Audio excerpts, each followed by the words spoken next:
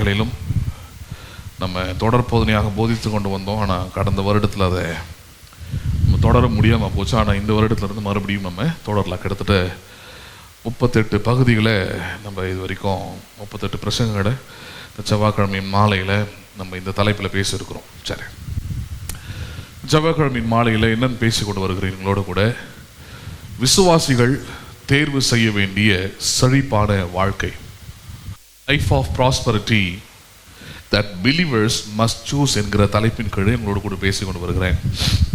காரணம் என்ன? காரணம் ஆசீர்வாதத்தை நாம் தெரிந்து கொள்ள வேண்டியது அவசியமாக இருக்கிறது என்று வேதம் சொல்லுகிறது.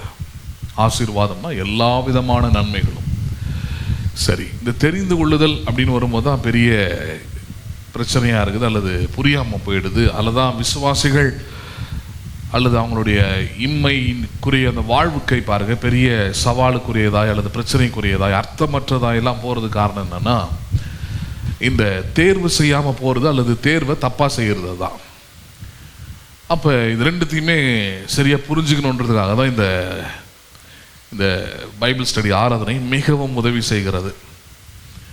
இதில் தேவன் பாருங்க நம்ம கேட்காமே சில காரியங்களை நமக்கு ஏற்கனவே தந்திருக்கிறார், கொடுத்து முடிச்சிருக்கிறார். அப்படி கொடுத்து முடித்திருக்கிற காரியங்களை எதுவுமே பாருங்க நம்முடைய வாழ்க்கையில தானாக வருவதில்லை. எப்படி வருவதில்லை அவைகள்? ஆமாம், அவர் ஏற்படுத்திட்டாரு, முடிச்சிட்டாரு. அப்படின்றதுனாலே ஒரு விசுவாசி ஆண்டவர் ஏற்றுக்கொண்டுட்டாரு, அவர் ஞானசாரம் எடுத்துட்டாரு அப்படின்னா ரட்சிப்பு இலவசமாக வந்துடும். ஆனால் வெற்றி வாழ்க்கை வராது. ரட்சிக்கப்பட்டிருப்பார், உண்மையாகவே ஆண்டவர் ஏற்றுக்கொண்டிருப்பார், சபைக்கு வந்திருப்பார். ஆனால் வாழ்க்கை வேதத்தில் உள்ள அங்கே இருக்கக்கூடிய தெய்வ மனிதர்களோடு அந்த தெய்வனுடைய வாக்கு தத்தங்களோடு அதை சரி பார்க்க முடியாத அளவுக்கு இருக்கும். வேதம் இப்படி சொல்லுது, நீ என்ன இப்படி வாழ்ந்துட்டு இருக்கிற அப்படின்ற மாதிரி இருக்கும். ஆபிரகாம் வேதத்தில் ஆபிரகாமை வேதம் அவன் சீமானா இருந்தான் போதிக்குது. இங்கே விசுவாச மார்க்கத்தார்களாக இருக்கிற விசுவாசிகளை பார்த்தா சீமான் மாதிரி இல்லை, கடங்காரங்களாக இருக்கிறாங்க, தரித்திரராக இருக்கிறாங்க, ஒன்றும் செய்ய முடியாமல் இருக்கிறாங்க, குறை உள்ளவர்களாக இருக்கிறாங்க, இப்படிலாம் இருக்கிறாங்க. ஏன்னா வேதத்தில் ஆபிரகாமை வேதம் சீமான்னு சொல்லுது, அதே கடவுளை தான் நீங்கள் கும்பிடுறீங்க. ஆனால் நீங்கள் அப்படி வாழ முடியல, நீங்கள் அப்படி வரவும் முடியல. 40 வருஷம் 50 வருஷம் 3 தலைமுறை 4 தலைமுறை இருந்தாலும் ஆபிரகாமின் சந்ததியை போல என்ன பண்ண முடியலாங்க, வர முடியல. அதுக்கு 2 காரணங்கள் தான். ஒரு காரணம் தேர்வு செய்யாமல் இருக்கிறது, இன்னொரு காரணம் தவறான தேர்வை அவர்கள் செய்திருப்பது. சரி, தேர்வு செய்ய வேண்டியது அவசியமான, ஆமாம் அவசியம் வேதவசனம் சொல்லுது பாருங்க. அதெல்லாம் பார்க்கலாம். ஏன்னா ரொம்ப நாள் ஆனதுனால எங்கேருந்து போயிருக்கிறோம், இப்போ எங்கே பார்த்துக்கிட்டு இருக்கிறோன்றதையும் பார்க்கலாம்.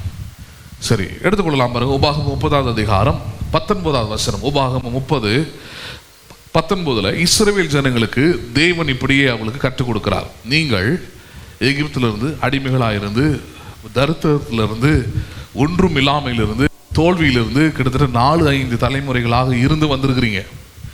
இப்போ வந்த பிறகு எல்லாம் பாலும் தேனும் நலமும் விசாலமான தேசம்தான். அங்கே கொண்டாந்து விட்டுறதுனாலே நீங்கள் நல்லா வாழ்ந்துருவீங்கன்னு அடையாளம் கிடையாது. நீங்கள் நிறைய பேர் நினைக்கிற மாதிரி ஞானசாரம் எடுத்ததுனாலே நான் ஆசீர்வாதமாக இருந்துருவேன், நான் சபைக்கு போனதுனாலே நல்லா இருந்துருவேன்ற மாதிரி இல்லை அப்படின்றாரு. எப்படி தான்? அப்போ அதுதான் இங்கே சொல்லிக் கொடுக்குறாரு. உபாகமம் 30:19 நான் ஜீவனையும் மரணத்தையும் ஆசீர்வாதத்தையும் சாபத்தையும் உனக்கு முன்பாக வைத்தேன் என்று உங்கள் மேல் வானத்தையும் பூமியும் என்று சாட்சியாக வைக்கிறேன். ஆகையால் நீயும் உன் சந்ததியும் பிழைக்கும்படிக்கு நீ எதை தெரிந்து கொண்டு? ஜீவனை தெரிந்து கொண்டு. என்ன சொல்றாரு பாருங்க, பூமியில 2 இருக்குதுன்றாரு. இருக்குது, மரணமும் இருக்குது, ஆசீர்வாதமும் இருக்கிறது, சாபமும் இருக்கு. ஜீவன் என்றால் அதான் ஆசீர்வாதம். ஆசீர்வாதம் இன்னொரு பேர் சொன்னா ஜீவன், லைஃப். அப்போ சொல்றாரு, இந்த பூமியில 2மே இருக்குதுப்பா. நீ வாழக்கூடிய பூமியில யூ ஹேவ் 2 things. ஒன்று ஜீவன், இன்னொன்று மரணம், இன்னொன்று ஆசீர்வாதம், இன்னொன்று சாபம். இதுல என்னன்னா, எது வேண்டும் என்பதை நீ தான் தீர்மானிக்க போகிறாய், அல்லது நீ தான் தெரிந்தெடுக்க போகிறாய், அல்லது நீ தான் அதை தெரிந்து கொள்ள போகிறாய். You going to choose. உன் வாழ்க்கை எப்படிப்பட்டதா இருக்க போகிறது என்பதை கடவுள் கொடுக்கறது இல்லை, கடவுள் உன் தலையில் எழுதி வைக்கிறது இல்லை.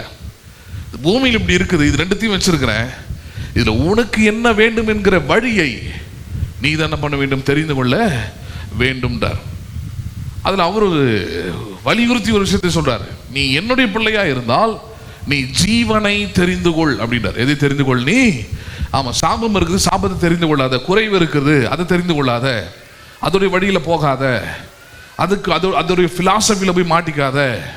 அதனாலதான் உலகத்தின் பிலாசபியில் போயிட்டு எப்படி செழிப்பது, எப்படி வாழ்வது, எப்படி வளர்வது, எப்படி நம்ம நன்மைகளை பெற்றுக்கொள்வது என்று உலக பிலாசபியில் போய் தேடாத.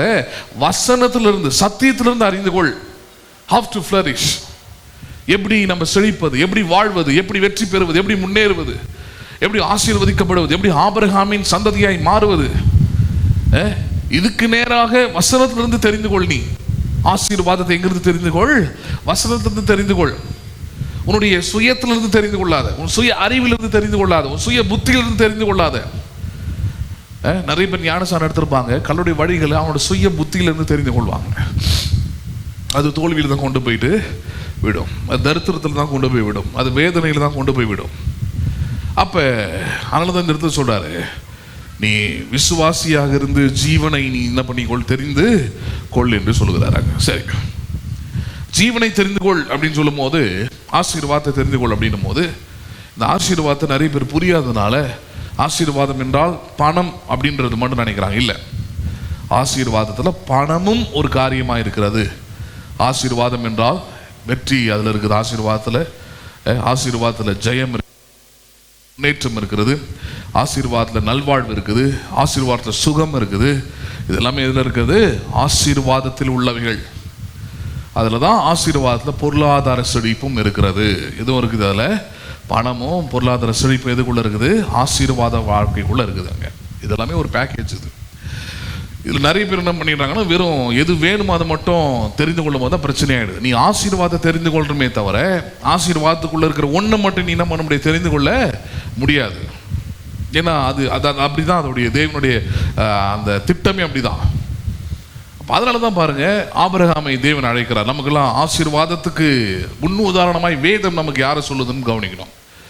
ஆசீர்வாதத்துக்கு முன் உதாரணம் யாரு? ஆசீர்வாதத்துக்கு முன் உதாரணம், இப்போ பணக்காரனாக ஆகுவதற்கு முன் உதாரணம் சொன்னீங்கன்னா உலகத்தில் கூட யாராச்சும் சொல்லலாம், அம்பானியை சொல்லலாம். பணக்காரன் ஆகுவது எப்படின்ட்டு பணக்காரங்க யாராவது 2 பேர் புக்கு எழுதி வச்சுருப்பாங்க, அதை பார்த்து என்ன பண்ணலாம், நீங்கள் படிக்கலாம், தெரிஞ்சுக்கலாம். இங்கே பணக்காரனாய் ஆவது எப்படின்னு வேதம் போதிக்கல. எப்படி போதிக்குது? ஆபிரகாமின் சந்ததியாய் மாறுவது எப்படி? ஹலோ, ஆபிரகாமின் சந்ததியாய் மாறுவது எப்படி? ஆபிரகாமுக்குரிய ஆசீர்வாதங்கள் உன்னுடையதாய் மாறுவது எப்படி? தோல்வியில் இருந்த ஆபிரகாம், ரட்சிப்பு இல்லாமல் இருந்த ஆபிரகாம், வெறுமையில் இருந்த ஆபிரகாம், குறைவில் இருந்த ஆபிரகாம், சந்ததி இல்லாமல் இருந்த ஆபிரகாம் எப்படி பிற்காலத்தில் அவன் சந்ததி உள்ளவனாய் மாறினான், ஜெயத்துக்குள்ள வந்தான், வெற்றிக்குள்ள வந்தான், வாழ்வுக்குள்ள வந்தான், சீமானாய் மாறினான். இதெல்லாம் வேதம் கற்றுத்தருகிறது. எது கற்றுத்தருகிறது? வேதம் கற்றுத்தருகிற ஒரு காரியம் அது. அப்போ விசுவாசிகளாக இருக்கிறவர்கள் அதை நோக்கி தான் ஓடணும். பாருங்க, யூதாஸ் மாதிரி மைண்டு ரொம்ப குறுகின மனப்பான்மையோடு ஓடக்கூடாது. வெறும் பணம் இயேசுக்கிட்ட வந்தால் அவர் வச்சு ஒரு 30 வெள்ளிக்காசு அவரை காட்டி ஒரு நிலம் அப்படின்னு போயிடக்கூடாது. அது முடிவில் அது வேதனைகளை தான் போய் முடியாது. ஏன்னா வேதம் தெளிவாக சொல்லுது, கர்த்தருடைய ஆசீர்வாதம் ஐஸ்வர்யத்தை தரும், அதனுடனே கூட அவர் வேதனையை கூட்டார். உங்ககிட்ட இருக்கிறதுலாம் கர்த்தருடைய ஆசீர்வாதமாக இருந்தால் அதில் நிச்சயமாய் ஒரு நாளும் வேதனை இருக்காது. வேதனை இருந்தால் அது கர்த்தருடைய ஆசீர்வாதம் இல்லை என்று தான் பொருள். அதில் தெளிவாக புரிஞ்சுக்கலாம். உங்ககிட்ட இருக்கிற காரியத்தினால உங்களுக்கு நிம்மதி இல்லை, சந்தோஷம் இல்லை, சமாதானம் இல்லை, வெற்றி இல்லை, வாழ்வு இல்லை அப்படின்னா, வேதனையாக இருக்குது அப்படின்னா, அது நிச்சயமாக அது தேவனுடைய ஆசீர்வாதம் இல்லை. It is not the blessing of God. அது இந்த உலகத்திலிருந்து ஏதோ உங்கள் சாமர்த்தியத்தினால, உங்களுடைய அறிவினால, உங்களுடைய திறமையினால, உங்களுடைய ஆற்றலினால நீங்கள் சம்பாதித்து கொண்டவைகள், அவைகள் தேவனுடைய ஆசீர்வாதம் இல்லை. சரி, அப்போ இந்த இடத்துல கவனிக்க வேண்டிய மற்றொரு காரியம் இருக்குது பாருங்க. அப்போ ஆசீர்வாதத்துக்கு முன் உதாரணம், எக்ஸாம்பிள் வைக்கிறாரு கடவுள். ஒரு விசுவாசி இந்த உலகத்தில் இம்மையில் ஆசீர்வாதமான ஒரு வாழ்க்கையை வாழணும்னா அதுக்கு முன் உதாரணமாக இந்த உலகத்தில் நமக்கு ஒரு நபரை, ஒரு மனுஷனை கடவுள் வைக்கிறாரு. அது யாரு? எடுத்து பார்க்கலாம் பாருங்க. கலாத்தியர் 3வது அதிகாரம், கலாத்தியர் 3வது அதிகாரம் 9, 14 மற்றும் 29 வசனத்தை நாம் பார்ப்போம். கலாத்தியர் 3வது அதிகாரம் 9வது வசனம், 14வது வசனம், 29 வசனத்தை பார்ப்போம் பாருங்க. 9வது வசனம், அந்தபடி விசுவாச மார்க்கத்தார் விசுவாசம் உள்ள ஆபிரகாமுடனே என்ன பண்ணப்படுகிறார்கள்? அவர்கள் ஆசீர்வதிக்கப்படுகிறார்கள்.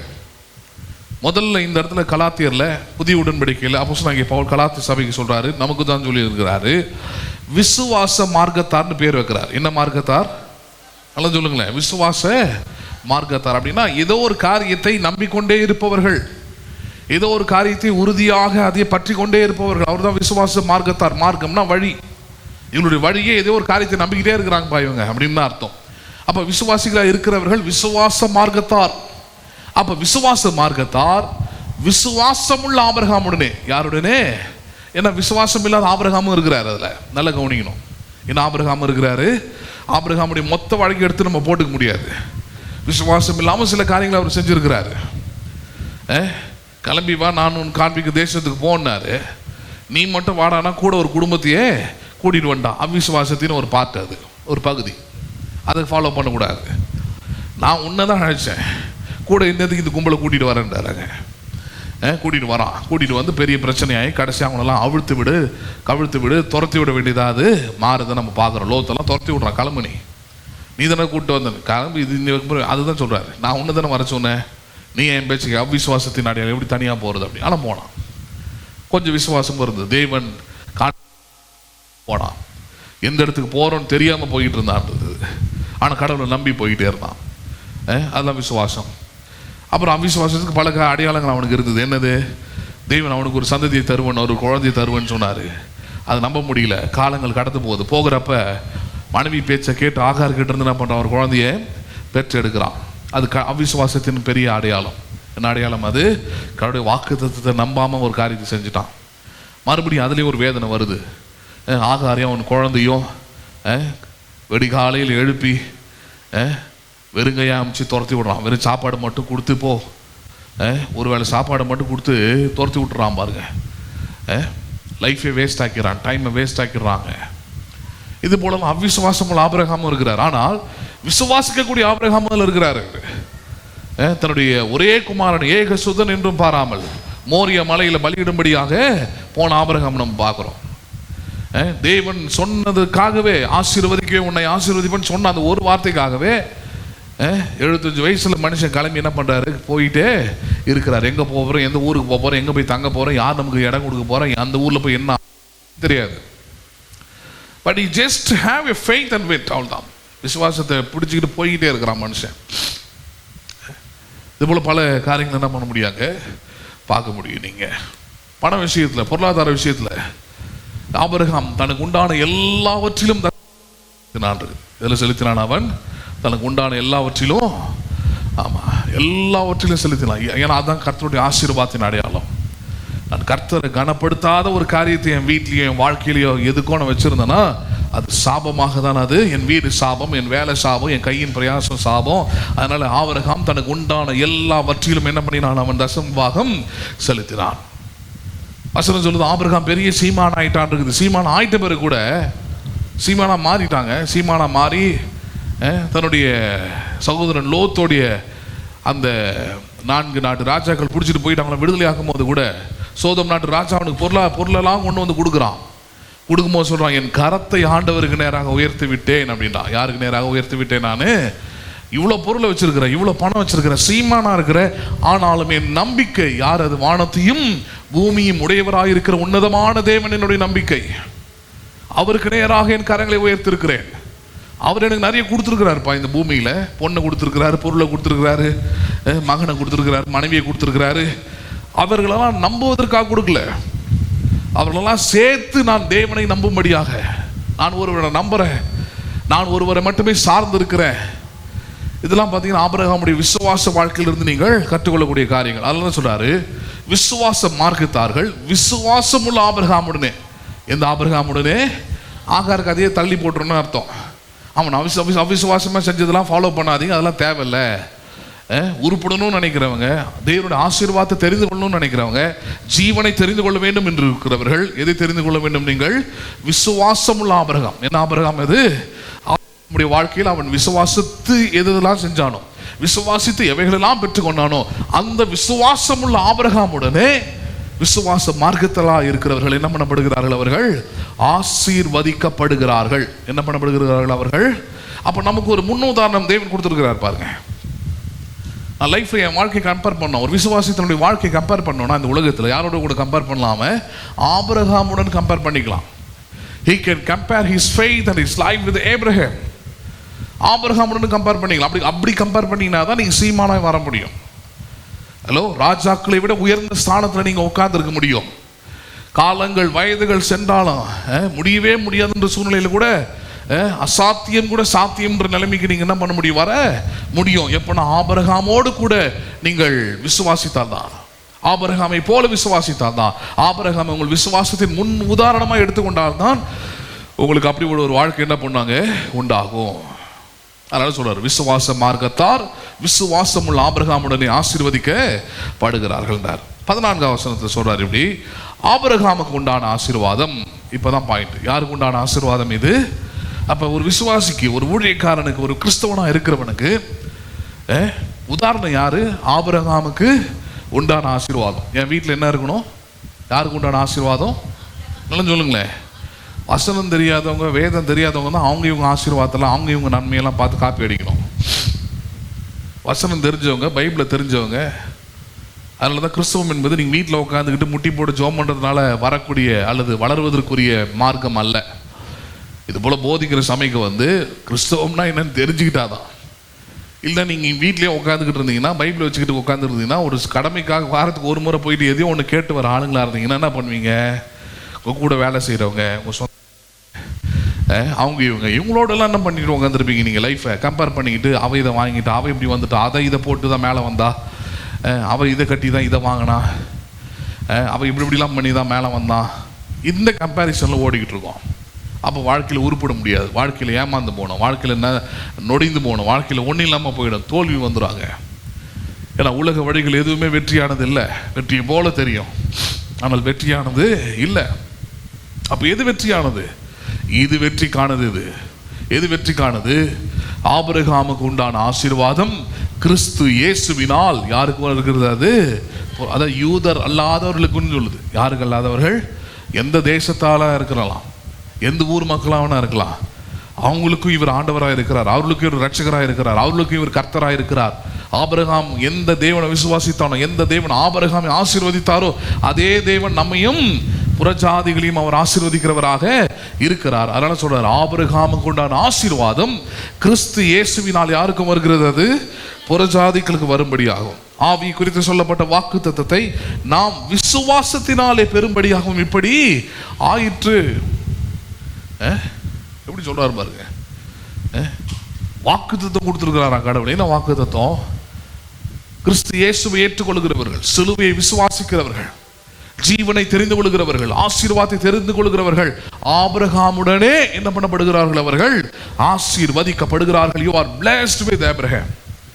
என்னைக்கு நீங்க ஞானஸ்நானம் எடுத்தீங்களோ, என்னைக்கு இயேசுவை தெரிந்து கொண்டீங்களோ, அன்னைக்கு நீங்க தெரிந்து கொள்ள வேண்டியது என்னன்னா, நான் ஆபிரகாமுடனே தேவனால் ஆசீர்வதிக்கப்பட்டிருக்கிறேன். அது நிறைய பேர் தெரியாம இருக்கிறதுனால தான் ஆபிரகாமின் ஆசீர்வாதத்தை விட்டுட்டு ஞானஸ்நானம் எடுத்து பிறகு உலக ஆசீர்வாதத்துக்கு நேராக தங்களுடைய கவனங்களை வைக்கிறாங்க. பாருங்க 29 அப்படி சொல்றாரு, நீங்கள் கிறிஸ்துவை உடையவர்களாக இருந்தால் நீங்கள் என்ன மாதிரியான வார்த்தை பாருங்க.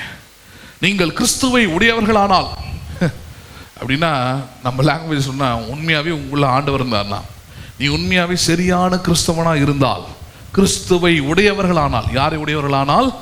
ஆமா, கிறிஸ்துவை உடையவர விசுவாசி இருந்தீனா ஆபிரகாமின் சந்ததியாயும். என்ன சந்ததி? நீ நல்லா சொல்லுங்களேன்.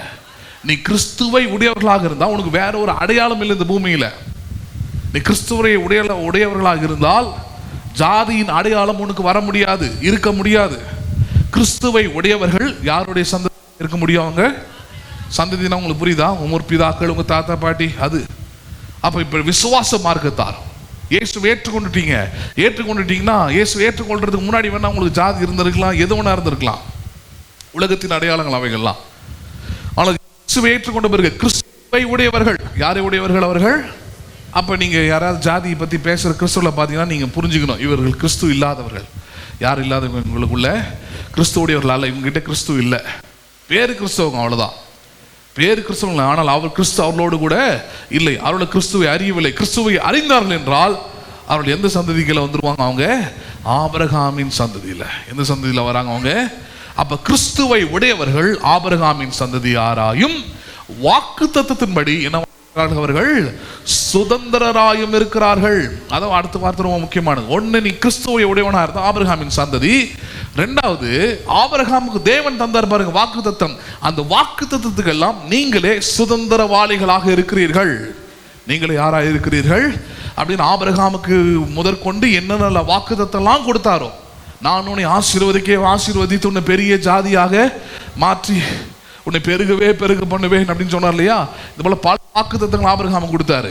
இந்த வாக்குத்தத்தத்துக்கு எல்லாம் விசுவாச மார்க்கத்தார்கள் சுதந்திரர்களா இருக்கிறார்கள். என்னவா இருக்கிறார்கள் அவர்கள்? ஆமா, எடுத்துக்கொள்ளுதல் தான். நான் ஆபிரகாமின் சந்ததியா இருக்கிறேன். ஆபிரகாமுக்கு சொல்லப்பட்ட வாக்குத்தத்தங்கள் எல்லாம் கிறிஸ்து இயேசுவின் மூலமாக எனக்குரியதா இருக்கிறது. நான் அதுக்கு சுதந்திரவாளியா இருக்கிறேன். நம்புறீங்களா நீங்க? ஒரு நாள் நான் தாழ்ச்சி அடைவதில்லை, ஒரு நாள் கீழே போகுவதில்லை. நம்புறீங்களா நீங்க? ஏன்னா நான் ஆபிரகாமின் சந்ததி. வர வர விருத்தி அடைகிறவன், வர வர வளர்கிறவன், வளர வர வாழ்கிறவன், எல்லாவற்றிலும் ஜெயம் பெறுகிறவன், எல்லாவற்றிலும் முன்னேறுகிறவன், எல்லாவற்றிலும் ஆசீர்வதிக்கப்பட்டிருக்கிறவன். I have blessed in each and everything. காரணம், நான் ஆபிரகாமின் சந்ததியராயும் வாக்குத்தத்தின்படி சுதந்திரராயும் நான் இருக்கிறேன். நம்புறீங்களா நீங்க அதை? சரி. அப்ப ஜீவனை தெரிந்து கொள். விசுவாசிகள் தெரிந்து கொள்ள வேண்டியது ஆபிரகாமின் ஆசீர்வாதத்தை தான் ஒரு விசுவாசி தெரிந்து கொள்ளணும். எது தெரிந்து கொள்ள வேண்டும்? ஆமா, கிறிஸ்து இயேசுவின் மூலமாக சிலுவையின் மூலமாக ஏற்படுத்தப்பட்ட ஆசீர்வாதம் எப்படி வருது? சிலுவையில் ஏற்படுத்தப்பட்ட ஆசீர்வாதம் எப்படிப்பட்டதுன்னா ஆபிரகாமை போய் பாருன்றார். அவன் விசுவாசித்தது போல நீ விசுவாசின்றார். அவனுக்கு கொடுக்கப்பட்ட வாக்குத்தத்தங்கள் எல்லாம் முன்னுடையதாக இருக்கிறதுன்றார். நம்புறீங்களா நீங்க அதை? அப்போ சொல்றாரு பாருங்க, அதுதான். அப்போ நம்ம கவனிக்க வேண்டியது யார்? ஆபிரகாமை தான் கவனிக்கணும். யாரை தான் கவனிக்கணும்? அப்போ நான் ஆபிரகாமின் வாக்குத்தத்தங்களுக்கும் ஆசீர்வாதத்திற்கும் சுதந்திரவாளியாக இருக்கிறேன். இப்போ ஆபிரகாமுடைய வாழ்க்கையை போய் லேர்ன் பண்ணோம், படிக்கணும். அதான் படிச்சுட்டு வரணும். நம்ம ஆபிரகாமுடைய வாழ்க்கை என்ன, அவன் ஆசீர்வாதங்கள் என்ன, அதுலேருந்து ஒரு விசுவாசி தெரிந்து கொள்ள வேண்டிய வழி இது தெரிஞ்சுக்கிட்டான்னா ஒரு விசுவாசி, நான் சொல்கிறேன், தன் வாழ்நாள் முழுவதும் கடைசி கண்ணை மூடுற வரைக்கும் ஒரு நிச்சயம் அவனுக்குள்ளே இருக்கும். ஒரு நிச்சயமுள்ள ஒரு வாழ்க்கை அவனுக்கு இருக்கும். என்ன நிச்சயமுள்ள வாழ்க்கை? ஒன்றும் அவன் வாழ்க்கையிலே சாபமாகவோ தரித்திரமாகவோ வேதனையாகவோ மாறுவதற்கு வாய்ப்பே இல்லை. If you learn about Abraham's blessing, Abraham ஆசீர்வாதம் எப்படிப்படுதுன்றதை தெரிந்து கொண்டீங்கன்னா, அந்த வழியை நீங்கள் எடுத்துக்கொண்டீங்கன்னா, அந்த வழியில் நீங்கள் நடந்தீங்கன்னா, ஒரு நாளும் உங்களுடைய வாழ்க்கையில் நீங்கள் தீமையை அல்லது தோல்வியை வேதனையை நீங்கள் பார்க்க வேண்டிய அவசியமே இல்லை. எல்லா தீமையும் நீங்கள் ஜெயமாக மாற்றிக்கொள்ளலாம். புரியுதுங்களா உங்களுக்கு? விசுவாசிக்குரிய போராட்டங்கள் வரலாம், விசுவாசிக்குரிய எதிர்ப்புகள் வரலாம், ஆனால் நீங்களே ஜெயம் பெறுவீர்கள். ஆபிரகாம் ஜெயம் பெற்றது போல உங்களுடைய முடிவு அது தேவனுக்குள்ளே வாழ்வடைகிற முடிவாக இருக்கும். நம்புறீங்களா? யாரை விட்டு நான் வேடிக்கை இருக்கும். நம்புறீங்களா நீங்கள் அதை? சரி.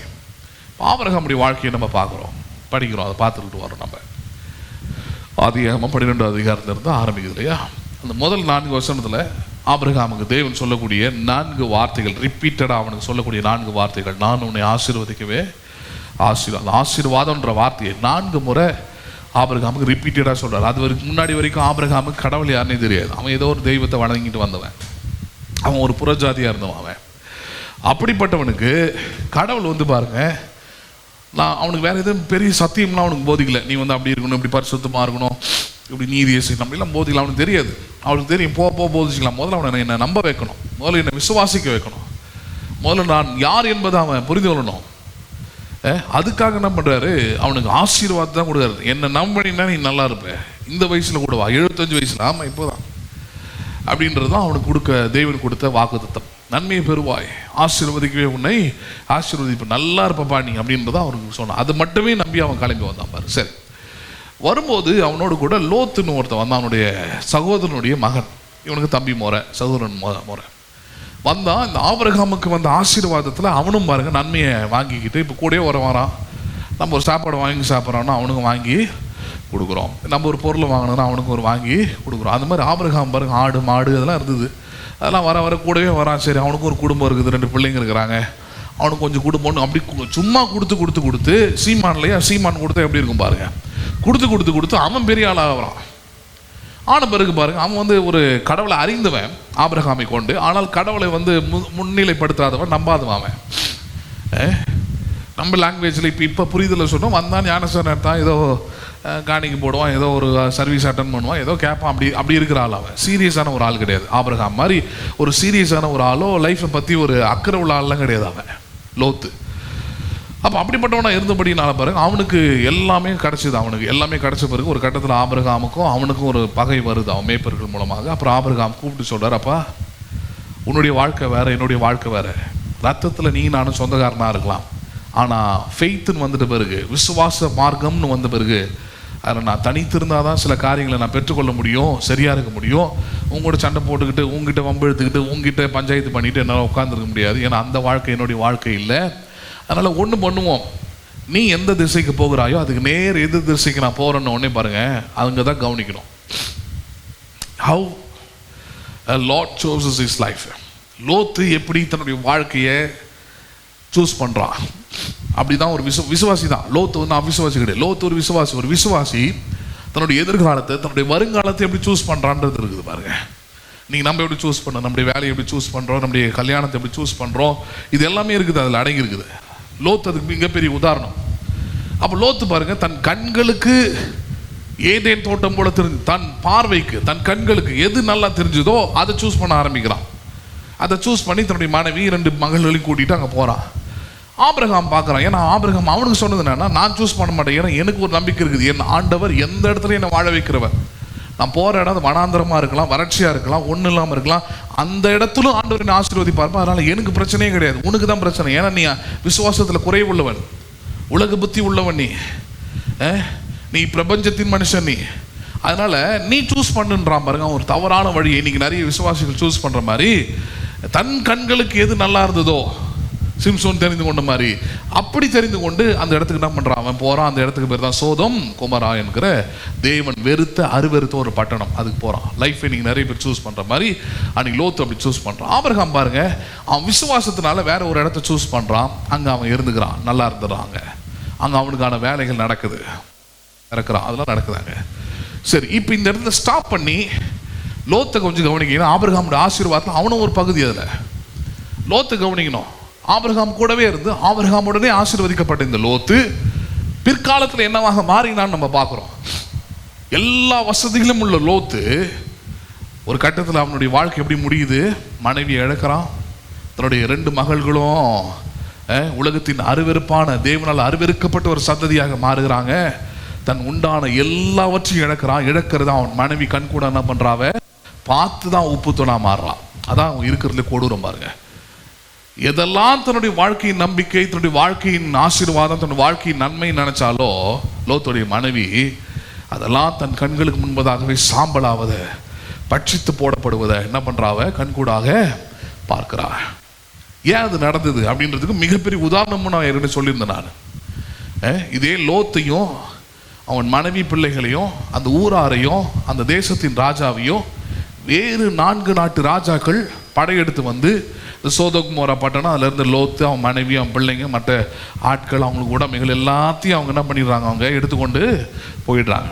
இது கேள்விப்பட்ட ஆபிரகாம் தான் வீட்டில் இருந்த 300 பேர் அதுக்குன்னே தயார் பண்ணி வச்சிருக்கிறான். சாப்பாடு போட்டு தயார் பண்ணி வைத்திருந்த 319 பேர் கூட கூட்டிகிட்டு போயிட்டு இரவோடு இரவாக போயிட்டு அந்த 4 நாட்டு ராஜாக்களை தோற்கடித்து அந்த படைகளை முறியடித்து, எப்படிப்பட்ட ஆள் பாருங்க, முறியடித்து அங்கிருந்த லோத்தையும் அவன் மனைவியும் அவனுக்கு உண்டான பொருளா எல்லாத்தையும் விடுவித்து என்ன பண்றான், அங்கிருந்து விடுதலையாக்கி கொண்டு வர. ஆபிரகாம் கொண்டு வர வழியில மெல்கிசேதேக் என்கிற ஒரு மனுஷன் என்ன பண்றான், ஆபிரகாம் சந்திக்கிறான். சந்திக்கும் போது அந்த இடத்துல யாரெல்லாம் இருக்கிறது, லோத்து, அவன் மனைவி, ஆபிரகாம், சோதம் நாட்டு ராஜாவும் என்ன பண்றாங்க இருக்கிறாங்க.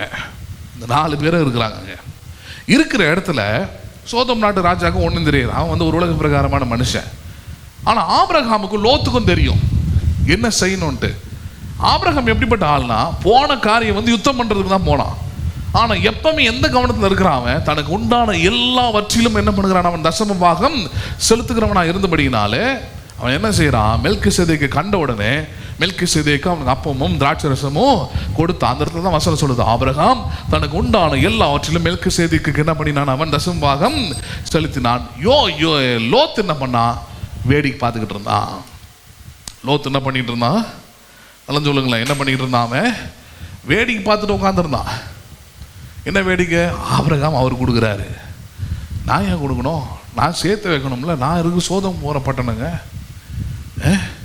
புரியுதுங்களா இல்லையா? இப்போ சிறுக சேர்த்து அப்படி வச்சா தான் நான் பின்னாடி பெருக பெரிய மனுஷனாக மாற முடியுன்ற அந்த கான்செப்டில் போகிறவன்.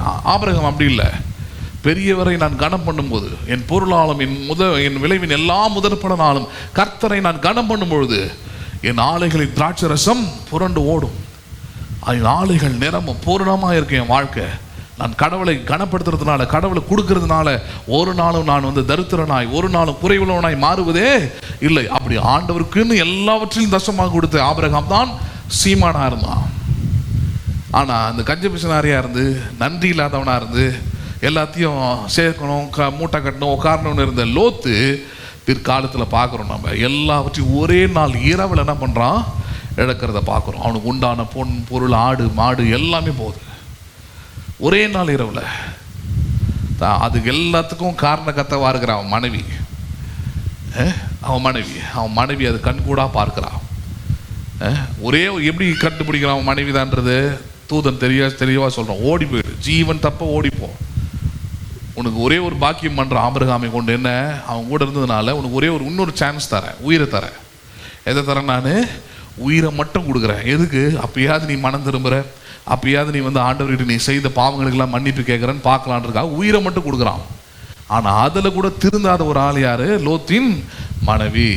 ஏன்? அவருடைய மனசு, அவருடைய எண்ணம், அவருடைய உள்ளம் எல்லாமே எதனால் நிறைந்திருந்தது? பொருள் ஆசையினால. எதனால் நிறைந்திருந்தது? அதனால தான் பாருங்க, ஜீவனை விட பொருள் தான் முக்கியம் திரும்பி பார்க்குறான். ஐயோ, நான் கஷ்டப்பட்டு சேர்த்து வச்சதாச்சு எதுவும் எடுத்துக்கொள்ள முடியலையே, எதுவுமே இல்லாமல் போயிடுச்சு, வெறுங்கையா ஓடனான் இருக்குது. தன் சேர்த்து வைத்ததெல்லாம் திரும்பி பார்த்தா அந்த அடுத்த நிமிஷமே என்னவா மாறுறாவ? உப்பு தூணாய் மாறுகிறாள். என்னவா மாறுறாவ?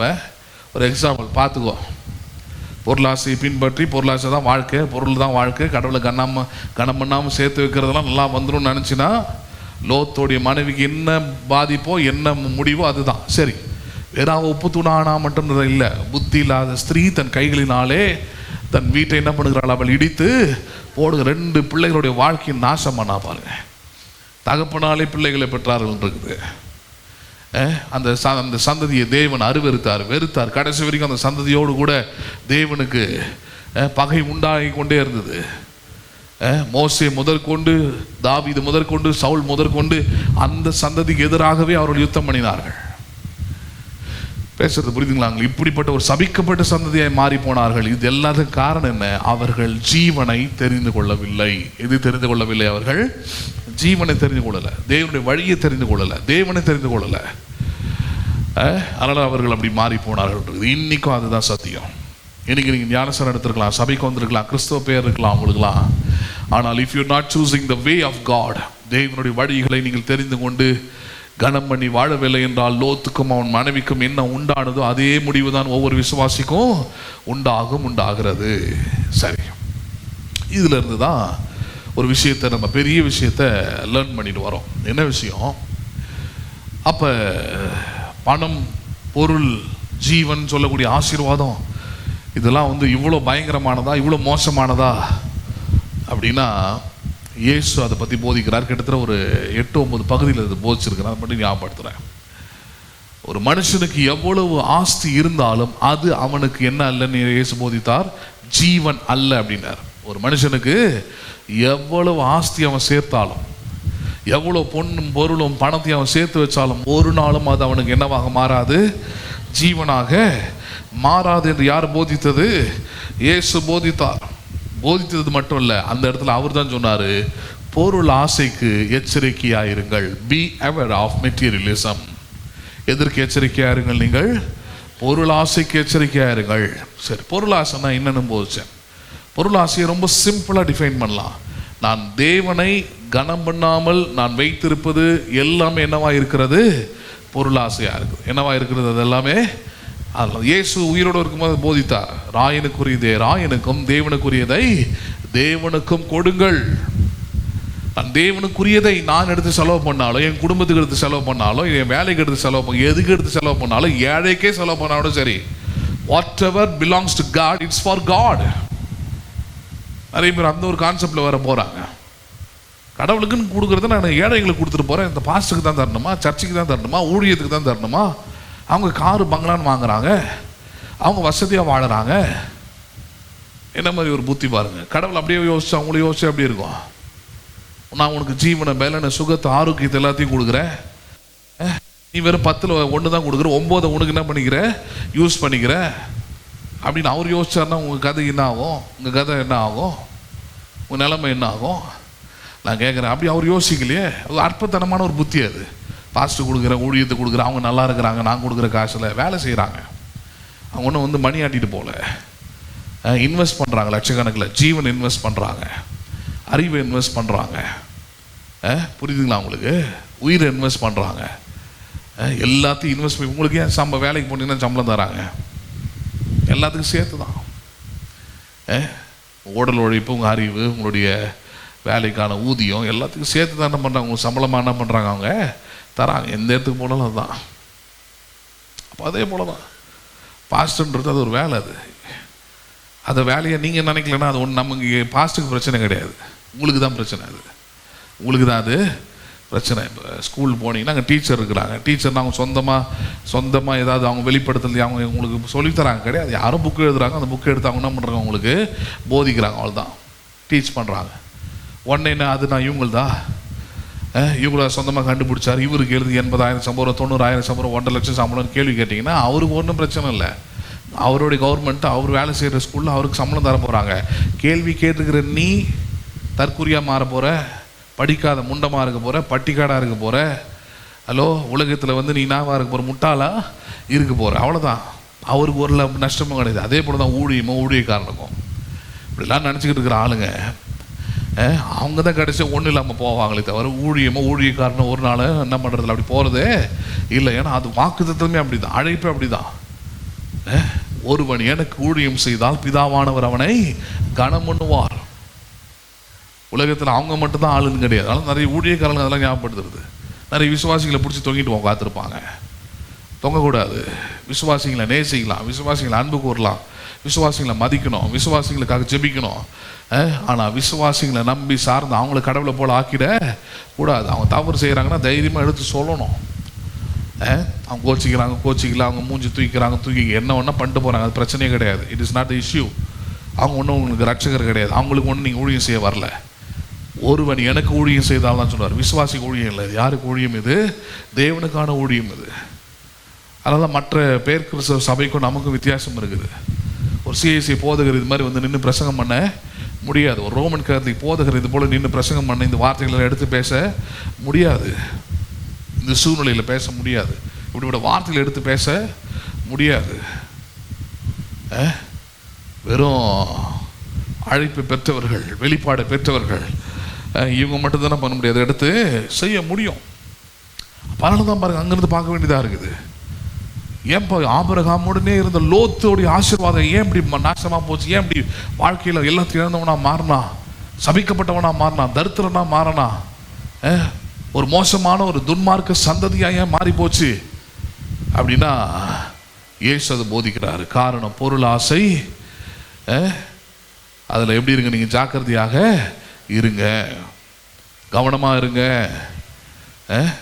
ஒவ்வொரு பைசாலையும் கவனமாக இருங்க, ஒவ்வொரு வருமானத்துலையும் கவனமாக இருங்க. தேவனுக்குரியதாக இருக்கட்டும். அதை நீங்கள் என்ன தான் பிளான் பண்ணி கணக்கு போட்டு அதை அப்படியாக்கும் இப்படியாக்கும், அதை இதில் கழிச்சிட்றேன், அதை தூக்கி இதில் போட்டுறேன் நான். இல்லை, தேவனுக்குரியது தான் அது. அதனால தான் ஆபிரகாமை பற்றி நீங்கள் ஆபிரகாமின் சந்ததியாக இருக்கணும்னா ஆபிரகாமை போல எல்லாவற்றிலும் what ever comes to you, வாழ்க்கையில் வரக்கூடிய எல்லா நன்மைகளிலும், எல்லா ஆசீர்வாதத்திலையும், எல்லா காரியத்திலும் தேவன் என்ன பண்ண வேண்டும்? நீங்கள் கனம் பண்ண வேண்டும். என்ன பண்ண வேண்டும்? அது ஆமாம், கனம் பண்ண வேண்டும். கடவுளை ஏமாத்துறது எளிதுங்க, ஆனால் அதுக்கான பிரதிபலனை பெறமோதான் தெரியும். காயினை பார்த்து ஆண்டவர் கேட்டார் இல்லையா, நீ நன்மை செய்தால் உனக்கு மேன்மை இல்லையோ, நீ நன்மை செய்யாதிருந்தால் பாவம் உன் வாசற்படியில் படுத்திருக்கும். நீ விசுவாசியா இருந்தா கூட சரி, இயேசுவின் ரத்தத்தினால கழுவப்பட்டிருக்கலாம், ஆனால் நீ கடவுளை கனம் பண்ணாமல் இருக்கிறது பாவம், நன்மை செய்யாமல் இருக்கிறது பாவம். அந்த நன்மை செய்யாமல் இருக்கும்போது பாவம் எங்கேயோ படுத்திருக்குமா, அது உன் வீட்டில் தான் இருக்கும், உன் வாசற்படியில் தான் இருக்கும். நீ என்னதான் தண்ணி தெளிச்சாலும் போவாது, ஜெபம் பண்ணாலும் அது போவாது. புரியுதுங்களா இல்லையா உங்களுக்கு? அப்போ அதனால தான் பாருங்க, ரொம்ப ஜாக்கிரதையாக இருக்கணும். பிளெஸ்ஸிங் லைஃப் வேணும், ஆபிரகாமின் ஆசீர்வாதம் வேணும், உயர்வு வேணும், சீமானாய் மாறணும்னா நல்லது. ஆனால் அதுக்கான வழியை நீங்கள் தெரிந்து வரணும். அதுக்காக நீங்கள் வந்து பொருளாசைக்காரங்களாக மாறக்கூடாது. தேவனுக்குரியதை நீங்கள் கை வைக்கக்கூடாது, எடுக்கக்கூடாது, தொடக்கூடாது. You should be aware of it. நீங்கள் அதை குறித்து எப்படி இருக்க வேண்டும்? எச்சரிக்கையாக இருக்க வேண்டும். நம்புறீங்களா நீங்கள் அதை? அது மட்டும் இல்லை, யூதாஸ் சொல்கிறாரு, இதெல்லாம் எடுத்துருக்கிறாரு, ஞாபகப்படுத்துகிறேன். பொருளாசை உள்ள எல்லா மனுஷருடைய முடிவும் என்னவாக இருக்கிறது? காரிருளி. நீங்கள் அதை பார்த்தா முடிக்க போகிறோம். அதை பற்றி நிறைய மனுஷங்களை எடுத்து காமிச்சிருக்கிறேன். இன்னைக்கு கடைசி ஒரு மனுஷனை பார்த்து முடிக்க போகிறோம். பொருளாசை உள்ள, என்ன ஆசை உள்ள? அதை சொன்ன பொருளாசைன்னா சிம்பிளாக டிஃபைன் பண்ணிடலாம். கடவுளுக்குரியதை நான் கடவுளுக்குரியதாக கனம் பண்ணாமல் நானாக எடுத்துக்கொள்கிற, செலவழிக்கிற, வைத்துக் கொள்கிற எல்லாமே என்னவாக இருக்கிறது? பொருள் ஆசை. என்னவாக இருக்கிறது? அது லஸ்ட் ஆஃப் மணின்னு இருக்குது ஆங்கிலத்தில். லஸ்ட்னா தேவனுடைய விருப்பத்திற்கு எதிரானவைகள். அப்போ கடவுள் ஒன்று சொல்லியிருக்கிறார், நீங்கள் ஒன்று செய்கிறீங்க, நீங்கள் ஒன்று பண்ணுறீங்கன்னா அது என்னவா இருக்குது? Lust of money. அதால் வேதனை தான் பெருகுமே தவிர ஆசீர்வாதம் அங்கே வரப்போகிறது இல்லை. அப்போ சொல்கிறார், பொருள் ஆசை உள்ள எல்லாருடைய முடிவும் என்னவாக இருக்கிறது? நல்ல வார்த்தை, நல்ல மனசில் அதை ஆழமாக பதிய வச்சுக்கணும் ஒவ்வொரு விசுவாசியும். நீ கடவுள் ஒன்று ஆசீர்வதிச்சிருக்கலாம், இன்னைக்கு பணம் கொடுத்துருக்கலாம், இன்னைக்கு வருமானம் வரலாம், எல்லாம் வரலாம். ஆனால் கடவுளை கனம் பண்ணலன்னா உன்னுடைய முடிவு என்னவா தான் இருக்கும்? அது காரிருள், காரிருள், காரிருளே. என்ன இருளே அது? ஆமாம், காரிருள். அது இது குறித்து நிறைய பேரை பார்த்துருக்குறோம். இதை பற்றி ஒரு வேத பகுதி நம்ம படிக்கலாம் பாருங்க. 1 தீமோத்தேயு 6வது அதிகாரம். 1 தீமோத்தேயு 6:9 பாருங்க. ஐஸ்வர்யவனாக விரும்புகிறவர், என்ன ஆக விரும்புகிறவர்கள்? நல்லா புரிஞ்சுக்கணும். ஐஸ்வர்யவனாக விரும்புவது வேற, கர்த்தருடைய ஆசீர்வாதம் தர ஐஸ்வர்யம் வேற. இங்கே சொல்றது எப்படின்னா, கர்த்தரை ஏமாத்தி, கர்த்தரை கனம் பண்ணாம, கர்த்தரை நம்பாம, கர்த்தரை பற்றி எண்ணாம ஐஸ்வர்யமான, அப்படி ஐஸ்வர்யம் ஆகுறாங்க. அது மாதிரிலாம் ஹலோ அப்படிலாம் என்ன பண்ணுறாங்க? ஆகுறாங்க. எனக்கு ஒரு குடும்பம் தெரியும் பாருங்க. அவங்களுக்கு 3 பிள்ளைங்க. கணவன் மனைவி 2 பேருமே கவர்மெண்ட் சர்வெண்ட்டு. ஒரு முறை அவங்க சர்ச்சுக்கெலாம் போகல அப்படின்னு கேள்விப்பட்டு ஒரு போதகர் போய் அவங்ககிட்ட சொல்கிறாரு, ஏன்னா சர்ச்சுக்கெலாம் நல்லா ஆவிக்குரியவங்க, நல்லா சர்ச்சுக்கெலாம் போயிட்டு இருந்தீங்க, இப்போ நான் அந்த சர்ச்சுக்கு போகலன்னு கேள்விப்பட்டேன், என்ன ஆச்சு உங்களுக்கு? அந்த ஆள் சொன்னார் பாருங்க, நான் ஏன் இதுக்கப்புறம் போனோம்? கடவுள் என்னை நல்லா ஆசீர்வதிச்சிட்டார், நல்ல பணம் இருக்குது, எனக்கு என்ன இருக்குது? நல்லா பணம் இருக்குது. சர்ச்சுக்கு போனால் செலவாகுதுங்க, பெட்ரோல் போனோம் அங்கே போனோம், தசமகம் தரணும், காணிக்கை தரணுன்றானுங்க. நான் வீட்டில் இருந்து பாருங்கள், இந்த 2 மாடி கட்டிட்டேன் நான். என் கடைசி பையனை ஃபாரின் காமிச்சிட்டேன். 2வது பொண்ணு மெட்ராஸில் ஒரு பெரிய ஐடி கம்பெனியில் சேர்த்துட்டான் அவளை. முதல் பையன் உனக்கு பிஸ்னஸ் ஆரம்பித்து கொடுக்க போகிறேன், அவன் பிஸ்னஸ் கூட பண்ண தேவையில்ல, வட்டி கூட ஆரம்பிச்சிட்டேன் இப்போ. அப்படிலாம் இருக்கும்போது இந்த சர்ச்சுக்கு போனால் செலவுங்க. அது சர்ச்சுக்கு போனால் என்னது? செலவாகுது, கஷ்டமாயிடுது, கடன் ஆகிடுது. சர்ச்சுக்கு வந்தால் கடன் ஆகிடுது. அதனால் நான் இதெல்லாம் போகாமல் கடவுள் அப்படியே எனக்கு தெரிஞ்ச வசனத்தை படிச்சுக்கிட்டு அப்படியே இருந்துக்கிட்டு, சில சபையில் அதெல்லாம் பற்றி பேசாமல் இருப்பானுங்க பார்த்தீங்களா, நீங்கள் வெறும் 10 ரூபா போட்டால் கூட அமைதியாக இருப்பானுங்க. அந்த மாதிரி இடத்துக்கு போயிட்டு நான் அப்போ போய் தலை காமிச்சிட்டு வந்துடுறேன் அப்படியே சொன்னார் அந்த மனுஷன். ஓடிச்சு வாழ்க்கை, ஒரு 10-15 வருஷம் ஓடிச்சு. அவர் சொன்ன மாதிரி இடங்கள் வாங்கினார், வீடெல்லாம் கட்டினார், எல்லாமே பண்ணார். இன்றைக்கி அந்த வீடு வீட்டில் அவருடைய மனைவி தவிர வேறு யாரும் இல்லை. ஹலோ, முதல் பையன் 34 வயசுல செத்து போனான். ஒரு நாள் காலையில் எழுந்துக்கிறேன், சாவுக்குன்னே சில பாட்டுங்களை வச்சுருப்பாங்க. அந்த பாட்டு கேட்குது, எங்கேருந்துடா கேட்குதுன்னு பார்க்குறேன். கண்டிப்பாக செத்தாக தான் அந்த பாடுவாங்க. அப்போ யார்ப்பா செத்து போனான்னு பார்த்தா அவன் என் கிளாஸ்மேட் வேறு, அவன் செத்து போயிட்டான். 2வது பொண்ணு ஹிந்துவாக கன்வெர்ட் ஆகி போயிட்டான். 3வது பையன் எங்கே போனானே தெரில, இருக்கிறானா செத்தானான்னு கூட தெரில. அவனை வச்சு ஒரு பெரிய ட்ராமாவை நடத்திக்கிட்டு இருந்தாங்க ரொம்ப நாள். அவனை கண்ணிலே காட்டல. ஃபாரின்ல இருக்கிறான், வரான் போனான், வந்தால் நீங்கள் பார்க்கலையே அப்படின்றது இப்படிலாம் ஏமாற்றிட்டு கடைசி அந்த ஆளும் ஒரு பஸ்ஸில், கவர்மெண்ட் பஸ்ஸில் வரும்போது செத்து போனான். கடைசி இன்னைக்கு வரைக்கும் அந்த பொம்பளை ஒரு நைட்டியை போட்டு பேய் மாதிரி சுற்றிக்கிட்டு இருக்குது. பணம் இருக்குது, சொந்தக்காரெல்லாம் வெயிட்டிங். இப்போ கேள்விப்பட்ட சொந்தக்காரெல்லாம் வெயிட்டிங்கில் இருக்கிறான். இப்போ எப்போ மண்டை போடுவா, மொத்த சொத்தி என்ன பண்ண நம்ம சுருட்டணும். இதுதான் சொல்கிறேன், பண ஆசை உள்ள எல்லாருடைய முடிவும் என்னவே கார் இருளே. கடவுளை ஏமாத்துறதுனால நீ பெரிய பணக்காரன் ஆகிட்டு நினச்சிக்காத, ஐஸ்வர்யவன் ஆகிட்டு நினச்சிக்காத, பொண்ணும் பொருளும் வீடி ஆதி இது சேர்த்து வச்சுட்டு நினைக்காத. கர்த்தருடைய ஆசீர்வாதம் இல்லாமல் வருகிறதெல்லாம் சாபம். அதில் எல்லாவற்றிலும் வேதனை இருக்கும். அதை மாற்றவே என்ன ஜெபம் பண்ணு, என்ன முட்டி போடு, உபவாசம் பண்ணு மாறாது. ஏன்னா பிரமாணம் அது. என்னது அது? பிரமாணம். அது என்ன பிரமாணம்? அது விதைக்கிறவனுக்கு விதையும் புசிக்கிறவனுக்கு ஆகாரத்தையும் தருகிறவன் வசனம் சொல்லுது. புரியுதுங்களா உங்களுக்கு? அது அவனவன் வசனமாயும் அல்ல கட்டாயமாயும் அல்ல, தன் மனதில் நியமித்தபடி என்ன பண்ண கடவன் கொடுக்க கடவன் இருக்குது. சிறுக விதைக்கிறவன் சிறுகவே அறுப்பான், பெருக விதைக்கிறவன் பெருகவே அறுப்பான். இதெல்லாமே பிரமாணம். அதனாலதான் இயேசு போதித்தார் ஆதியாகமத்தில், பூமி உள்ளளவும், எது உள்ளளவும்? பூமின்னு ஒன்று இருக்கிற வரைக்கும் விதைப்பும் மறுப்பும் என்ன பண்ணுவதில்லை, அந்த பிரமாணம் மாறுவதே இல்லை. நீ விதைக்காம எதையும் என்ன பண்ண முடியாது, நீ அறுக்க முடியாது. ரெண்டாவது, நீ எதை விதைத்தாயோ அதையே என்ன பண்ணுவாய், வாய். ஹலோ, விசுவாசிக்கு தான் முக்கியமாக போதிக்கிறேன். அவிசுவாசிகளுக்கு வாழ்க்கை எப்படி ஒன்றா போயிடும், அது பிரச்சனையே கிடையாது. அது இருக்கும், இல்லாமல் போவோம், நாசமாக போவோம், அதெல்லாம் பற்றி பேச வேண்டியது அது அந்த டாப்பிக்கே நமக்கு கிடையாது. நான் பேசிக்கிட்டு இருக்கிறது விசுவாச மார்க்கத்தார். யார்? இயேசுவை விசுவாசிக்கிறேன், நான் ஞானசாரம் எடுத்துட்டேன், விசுவாசியார், அந்த ஆளுங்களுக்கு தான் சொல்றார். நீ விசுவாச மார்க்கத்தால் தலைமுறை தலைமுறையாய் தேவனுடைய இரக்கத்தை கிருபையும் பெற்று செழிப்பா வாழ வேண்டிய ஆளாச்சு. நீ முதிர் வயதிலும் பசுமையும் புஷ்டியமாய் இருப்பார்கள் வசனம் சொல்லுது. உன்னால அப்படி இருக்க முடியல. ஹலோ, கடவுள் நான் தப்பு பண்ணிட்டாரா? கடவுளை வேற திட்டுறது. இதுல அந்த கடவுளுக்கு கண்ணு இல்லை, அந்த கடவுளை தேன என்னத்த தேன? நீ ஸ்கூலுக்கு போயிட்டுனாலும் உனக்கு பாஸ் மார்க் போட்ட முடியுமான்னு சப்ஜெக்ட் வசனம். சத்தியத்தை அறிவீர்கள், சத்தியம் உங்களை. நீ சத்தியத்தை அறியாம வீட்டிலே உட்காந்துக்கிட்டு எல்லாம் எனக்கு வந்துடும், எல்லாம் கிடைச்சிடும், திட்டிட்டு போய் என்ன ஆகும் போகுது? ஹலோ, இன்னும் ஒரு ஆளாவுக்கு நீ திட்டுறதுனால அவருக்கு கண்ணு அது போயிட போதா? சொல்லு பாப்போம். உனக்கு தான் நஷ்டம். ஹலோ, திட்டுற ஆளுக்கு தான். லோத்தோட மனைவி கூட திட்டிருப்பான், என்ன இந்த ஆண்டவர் இப்படி பண்ணிட்டாரு என்னன்ட்டு. அதனாலதான் வசனம் நமக்கு போதிக்கிறது, உங்களை நீங்களை என்ன பண்ணி பாருங்கள், நீங்கள் சோதித்து பாருங்கள். Test your faith, test your hope, test your ways. வழிகளை நீங்கள் சிந்தித்து பாருங்கள், உடைய விசுவாசத்தை நீங்கள் சோதித்து பாருங்கள். சிந்தித்து சோதித்து பாருங்கள். Test it. உட்காந்து யோசிச்சு பாருங்க, என் விசுவாசம், என் நம்பிக்கை, என் வழிகள் எல்லாம் எப்படிப்பட்டதா இருக்கிறது? தேவனுக்குரியதா இருக்குதா? நன்றியுள்ளவனா இருக்கிறனா? இல்லைன்னா ஐஸ்வர்யவான்களாக விரும்புகிறவர்கள் என்ன விரும்புகிறவர்கள்? ஐஸ்வர்யவான்களாக விரும்புகிறவர்கள் சோதனையிலும் கண்ணையிலும் மனுஷரை கேட்டிலும் அழிவிலும் அமிழ்த்துகிற மதிகேடும் சேதுமான பலவித இச்சைகளிலும் என்ன பண்ணுகிறார்கள்? அவர்கள் விழுகிறார்கள். ஐஸ்வர்யானும் விரும்புகிறவங்களுக்கு சோதனை தராது. நீயே சோதனையை தேடி, நீயே அமிழ்ந்து, நீயே வலையில விழுந்து, நீயே அழிவை தேடி, நீயே சேதமாகி, நீயே பலவிதமான இச்சைகளில் என்ன பண்ற? நீ விழுந்து போவ. யாரும் தள்ளி விட வேண்டியதில்லை. உனக்குள்ள பொருளாசை வந்துட்டாலே நீயே விழுந்து போயிடும்.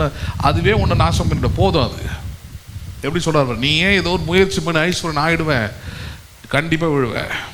அப்புறம் சொல்றாரு 10ஆம் வசனம், பண ஆசை எல்லா தீமைக்கும் வேறாயிருக்கிறது. ஹலோ ஹலோ, எது வேறாயிருக்கிறது? நீ விசுவாசியா இருக்கலாம், உன் உள்ளத்துல, உன் மனதுல, உன் சிந்தையில, உன் எண்ணத்துல லஸ்ட் ஆஃப் மணி, பணத்தை குறித்த ஆசையும் நம்பிக்கையும் எல்லா தீமையும் கொண்டு வருவதற்கான வழியா இருக்குது. வேர்னாதான் ஒரு மரம் நல்லா இருக்குது, வளருது, கனி கொடுக்குதுன்னா காரணம் என்னது? வேர் வழியா தான் எல்லாத்துக்கான ஆகாரம், சத்து எல்லாமே போகுது இல்லையா? அதே தான் ஒரு மனுஷனுடைய அழிவு, ஒரு மனுஷனுடைய கண்ணி, ஒரு மனுஷனுடைய விழுந்து போகுதல், ஒரு மனுஷனுடைய டிராபேக் எல்லாமே என்னவா இருக்கிறது? பண ஆசை. ஒரு விசுவாசியோடைய பண ஆசை எல்லா தீமைக்கும் வேறா இருக்கிறது. பணத்தை வச்சிருக்கிறது ஒன்றும் பெரிய சேஃப்டி நினைச்சுக்காதீங்க. அது உலக மக்கள் அப்படி நினைக்கிறாங்க. It is not a safety. அது கண்ணியா மாறும். முதலமைச்சராகவே இருந்தா கூட சரி. ஹலோ, உனக்கு 1000 திறமைகள் இருக்கலாம், 1000 ஆற்றல் இருக்கலாம், உன்னை சுற்றி இசட்பேரி போலீஸ் ஆர்மி இருக்கலாம், பெட்டாலியன்ஸ் இருக்கலாம், உனக்கு கீழே ஆயிரக்கணக்கான அதிகாரி இருக்கலாம், நீ உன் கண் பார்வையில் இயக்கக்கூடிய அதிகாரம் உள்ளவளாக கூட இருக்கலாம். ஆனால் அவங்ககிட்ட பண ஆசை இருந்ததுன்னா அந்த பண ஆசை எல்லா தீமைக்கும் வேறாய் மாறி உன் வாழ்க்கை ஒன்றும் இல்லாமல் பண்ணும். பிரமாணம் பாருங்க, எல்லாருக்கும் பொருந்தும். அது எல்லாம் சொல்றாரு, லஸ்ட் ஆஃப் மணி, பண ஆசை எல்லா தீமைக்கும் வேறாய் இருக்கிறது. என்ன பிரச்சனை? சிலர் அதை இச்சித்து அப்படின்னா அதை ஏற்றுக்கொண்டு அந்த வழியை ஏற்றுக்கொண்டு முதல் விஷயம் விசுவாசத்தை விட்டு வழுவி. எதை விட்டு வழுவி? எல்லாம் சொல்லுங்களேன். பண ஆசை வந்த உடனே முதல் கை எங்க வைக்குது? அது உங்களுக்கு விசுவாசத்துல தான். இச்சைன்றார். இச்சை என்ன பண்ணும்? இச்சை கடவுளை விட்டு பிரிக்கும், வேற ஒண்ணும் பண்ண. இச்சையை நீங்க எப்படி புரிஞ்சுக்கலாம்? lust always separate from God. lust always separate from, நல்ல புரிஞ்சுக்கணும். ஒரு இச்சை எப்பவுமே உங்களை கடவுளை இருந்து பிரிக்கும். பிழையாம் மோவாபின் ராஜாவுக்கு சொல்லி கொடுத்த காரியம் என்ன? பிழையாம் கூலிக்காக செய்த வேலை என்ன? வேதம் தெளிவாக சொல்லுகிறது. ஒன்றும் இல்லை, இஸ்ரவேலை ஆசீர்வதிப்பதே கர்த்தருக்கு பிரியம். யாக்கோபுக்கு விரோதமான மந்திரமும் இல்லை, இஸ்ரவேலுக்கு விரோதமான குறி சொல்லுதலும் இல்லை. யாக்கோபின் இடத்துல இஸ்ரவேல் இடத்துல தேவன் குற்றம் பார்ப்பதே இல்லை. இதெல்லாம் பேயோரின் மகனான பிழையாமின் வாயிலிருந்து இஸ்ரவேல் ஜனங்களை குறித்து வந்தது. அப்ப இவங்களை அழிக்கவே முடியாதா? இவனுங்களை ஒண்ணுமே பண்ண முடியாதான்? மோவாப் ராஜா கேட்காம சொல்றான், ரொம்ப easy, bring the lust in them. அவ்வளவுதான், அவன் போதிச்சதான். ஒண்ணுமே இல்லை, இச்சையை உள்ள கொண்டு வா. கொண்டு வந்தீங்கன்னா அவன் ஆட்டோமேட்டிக்காக அவன் அழிஞ்சு போவான், ஆட்டோமேட்டிக்காக ஆண்டவர் விட்டு பிரிவான், விலகுவான். அழிந்து போவதற்கு அது ஒன்னே போதும் போதித்தான். இன்னைக்கும் பல விசுவாசிகள், பல ஊழியக்காரர்கள், பல பேர் அழிவுக்கு காரணமாக இருப்பது அது the lust of money or lust of something materialistic. Hello, பேசுறது புரியுதுங்களா உங்களுக்கு? வசனம் ஒரு நாள் போய் சொல்லாது பாருங்க, அக்யூரேட்டா இருக்கும். அப்படியே லைஃபோட பொருத்தி பார்த்தீங்கன்னா அப்படி 10 அடையாளமா அப்படி பொருந்தி போவோம். லஸ்ட் ஆஃப் மணி எதுல இருந்து வழிவப்படுது? விசுவாசத்துல இருந்து. எதுல இருந்து? ஆமா, பணம் இல்லாதப்ப கடவுளை விசுவாசிச்சிருப்பாங்க, தேவனை தேடி இருப்பாங்க, சபைக்கு வந்திருப்பாங்க, ஐயோ ஆலயம் தான் எனக்குன்னு இருப்பாங்க, கொஞ்சத்துல கூட உண்மையா இருந்திருப்பாங்க. ஆஃப்டர் கெட்டிங் மணி, ஹலோ, எல்லாம் முடிஞ்சதுன்னா எதுவுமே முடியல, எதுவுமே முடியல. உன்னுடைய கடைசி மூச்சு இருக்கிற வரைக்கும் எதுவும் முடியல. நல்லா புரிஞ்சுக்கணும். கடைசி மூச்சு இருக்கிற வரைக்கும் வாழ்க்கை எப்படி ஒன்றா சிக்ஸாக்கா மாறும். பேசுறது புரியுதுங்களா உங்களுக்கு? இயேசுவோடு கூட இருந்த வரைக்கும் யூதாசை யாரும் நினைச்சு கூட பார்த்துருக்க மாட்டாங்க. அவன் இப்படிப்பட்ட ஒரு முடிவு வருவான், இப்படி செத்து போவான்ட்டு. அவன் லைஃப் இப்படி மாறணும் யாரும் கூட இருந்த கூட நினைச்சிருக்க மாட்டாங்க.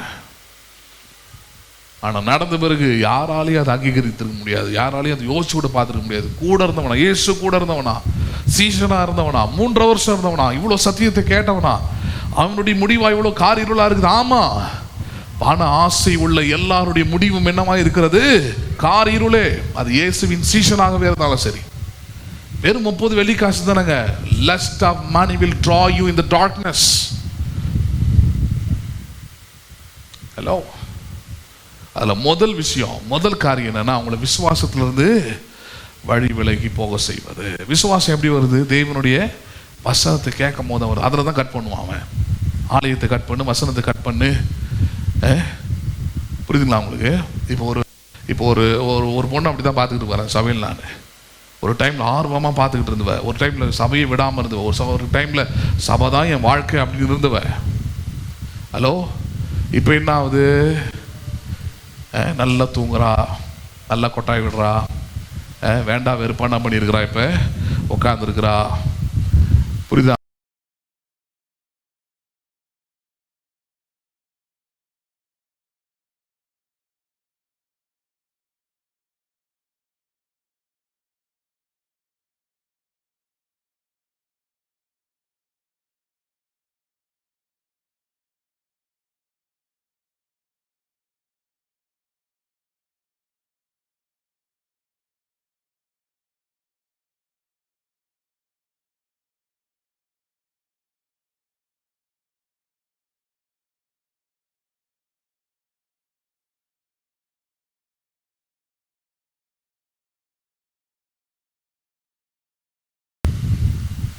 உதாரணத்துக்கு வேதம் சொல்ற உதாரணத்தோடு உங்களுக்கு சொல்றேன் நான்.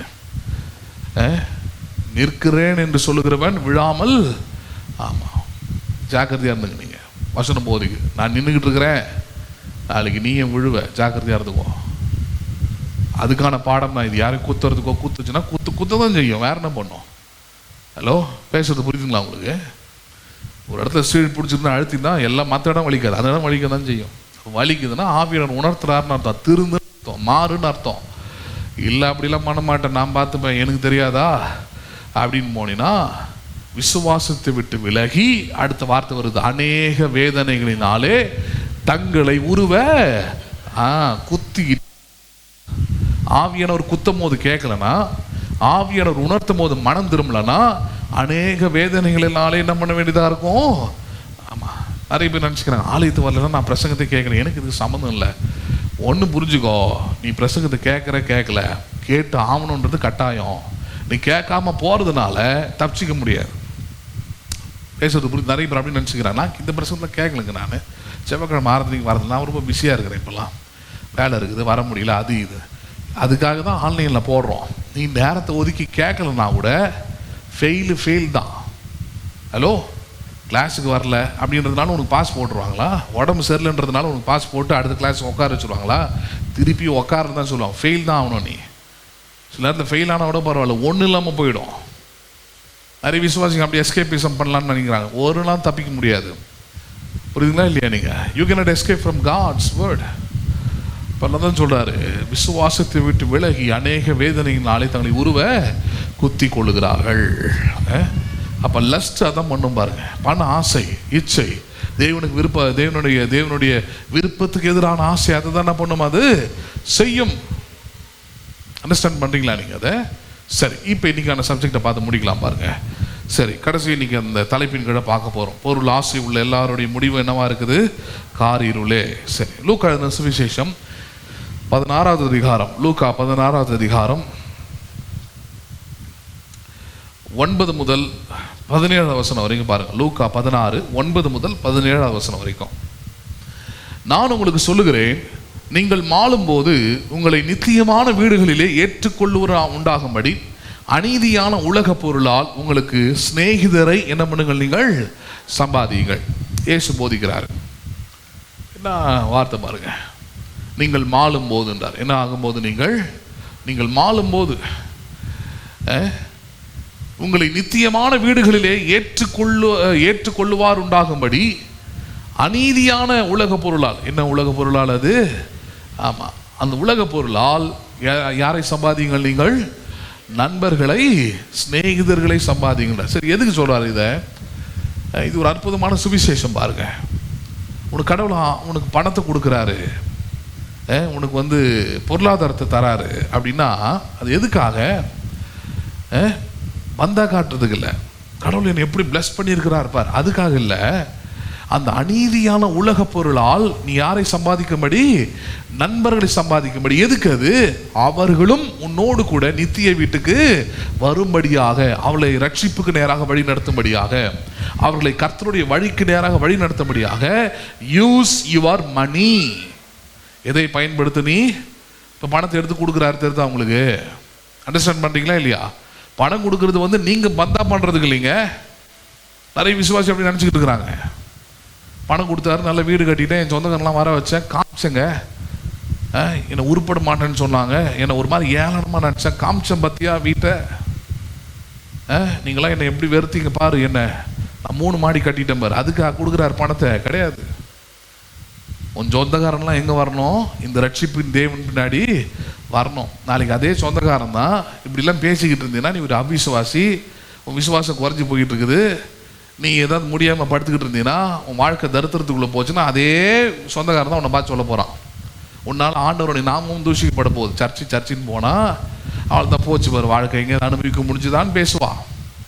ஜாக்கிரதையாக இருந்துக்கணும். அதனால தான் உங்களுக்கு தேவன் பணத்தை கொடுப்பது, பொருளாதாரத்தை கொடுப்பது என்பது தேவனுடைய ஊழியத்தை செய்ய, சுவிசேஷத்தை செய்ய, சபையை தாங்க, ஊழியத்தை வளர்ச்சி பெற வைக்கதானே தவிர அதை வச்சு மேன்மை பாராட்டவோ பெருமை பாராட்டவோ அல்ல. நல்லா புரிஞ்சுக்குங்க. பணத்தை கடவுள் அதுக்காக ஒன்றும் தரல. ரொம்ப டவுன் எர்த்துக்கு போயிடக்கூடாது, அடிமட்டத்துக்கு போயிடக்கூடாது, மட்டகரமாக யோசிக்கக்கூடாது வாழ்க்கையை. லைஃப்ன்றது ஸோ பியூட்டிஃபுல்லான, வாழ்க்கை என்பது ரொம்ப அழகான ஒரு விஷயம். எனக்கு இதெல்லாம் இருந்தால் தான் ஜனங்க மதிப்பாங்க. அவங்க மதிச்சுன்னா போதும். மதிப்பு என்பது எதில் வரணும்? கடவுள் உங்க கூட இருக்கிறாரு. என்கிட்ட இல்லாதது உங்ககிட்ட இல்லை, என்கிட்ட இருக்கிறது உங்ககிட்ட இல்லை, ஆனாலும் கடவுள் உங்க கூட இருக்கிறான்னு சொல்றது தான் மதிப்பு இருக்குது. புரியுதுங்களா இல்லையா? அதை விட்டு பரவாயில்ல, என்கிட்ட இல்லாத டிசைன் நீ புடவை வச்சிருக்கிற, என்கிட்ட இல்லாத டிசைனில் நீ ஜுவல்லரி வச்சிருக்கிற, என்கிட்ட இல்லாத டிசைனில் நீ சுடிதார் போட்டிருக்கிற, என்கிட்ட இல்லாத டிசைனில் நீ செருப்பு போட்டிருக்கிற, அதான் லஸ்ட் ஆஃப் வேர்ல்டு. இப்பிரபஞ்சத்துக்கு ஒத்த வேஷம் தரிப்பது என்றால் அதுதான். உன்னால உன் சிந்தையில், உன் மனதில், உன் எண்ணத்தில் கடவுளுக்குரியவனா என்ன பண்ண முடியல, உன்னால காண்பிக்க முடியவில்லை. அண்டர்ஸ்டாண்ட் பண்றீங்களா? நீங்க அப்படி மாறிடக்கூடாது. ஏன்னா அந்த போட்டியில் இறங்கிட்டீங்கன்னா அந்த போட்டி உங்களை விசுவாசத்திலிருந்து வழி விலக பண்ணும், உங்கள் நற்குணத்தை கெடுக்கும், உங்கள் அழைப்பை கெடுக்கும், உங்கள் எதிர்காலத்தை நாசம் பண்ணும். அவைகள் ஒரு நாளும் உங்களுக்கு உதவ போவது இல்லை. அநேக வேதனைகளினாலே உங்களை உருவ குத்த வேண்டியதாக இருக்கும். So don't waste your money and don't use your money for yours. Understand பண்ணுறீங்களா இல்லையா? பணம் அது உங்களுக்கு நீங்கள் சேர்த்து வச்சுக்கிறதுக்கு, நீங்கள் பந்தா காட்டுறதுக்குன்னு இல்லை. அநீதியான உலக பொருளால் யாரை சம்பாதியுங்கள்? நீங்கள் சிநேகிதரை சம்பாதியுங்கள். அப்பொழுது என்ன உண்டாக? நீங்கள் மாளும் போது உங்களை நித்தியமான வீடுகளில் உங்களை என்ன பண்ணுவார்கள்? அவர்கள் ஏற்றுக்கொள்வார்கள். என்ன சொல்லுவாங்கப்பா, ஆண்டவருக்காக இந்த உலகத்தில் இருக்கும் போது உலகமே பெருசாக நினைக்கக்கூடிய பணத்தை, பொருளை எல்லாத்தையும் ஆண்டவருக்காக நீ செலவு பண்ண, கொடுத்த, செஞ்ச, நீ தான் இந்த வீட்டுக்கு வர வேண்டியவன், நீ தான் நித்திய வீட்டுக்கு வர வேண்டியவன். நிறைய பேர் நினச்சிக்கிறாங்க சிம்பிளாக ஞானஸ்நானம் எடுத்தாலே பரலோகம் போயிடலாம். கிடையாது. வெறும் பரலோகம் மட்டும் இருந்தால் பிரச்சனை இல்லைங்க. வெறும் எது மட்டும் இருந்தால் பிரச்சனை கிடையாது. வெறும் பரலோகம் மட்டும் தான் இருக்குது அப்படின்னா பிரச்சனை இல்லை. ஆமாம், செத்தா ஏதோ ஞானஸ்நானம் எடுத்தால் வேறு வழியே இல்லை, அங்கே தான் போய் ஆகணும்னு இல்லை. இல்லை இல்லை, பிசாசுக்காகவும் அவன் தூதருக்காகவும் ஏற்படுத்தப்பட்ட நரகம்னு ஒன்று பயங்கரமாக ரெடியாகி இருக்குது. அங்கே நீங்கள் போகணுன்றது தான் பிசாசுடைய 24 மணி நேரம் எண்ணமே. அதுக்கு நேராக தான் உங்கள் மனதை, எண்ணத்தை, சிந்தை எல்லாத்தையும் கெடுத்துக்கிட்டே இருக்கிறான், மாற்றிக்கிட்டே இருக்கிறான். நீங்கள் தான் உங்கள் ரட்சிப்பு நிறைவேற, ஈடேற, முடிவு பரிந்தும் ரட்சிப்பில் நிலை நிற்க நீங்கள் தான் எப்படி இருக்கணும்? அதில் ஜாக்கிரதையாக இருக்கணும். இல்லைன்னா ஒரு நொடி பொழுது போதும் உங்களை நீங்களே ஏமாற்றி, உங்களை நீங்களே நினச்சிக்கிட்டு, கிறிஸ்தவர்கள வாழறதா நினச்சிக்கிட்டு எங்கே போயிட முடியும்? நீங்கள் நரகத்துக்கு ரொம்ப எளிதாக போயிட முடியும். ஏன்னா ஜீவனுக்கு செல்லுகிற வாசல் தான் வழி. எப்படி இருக்குது? அது கஷ்டம்.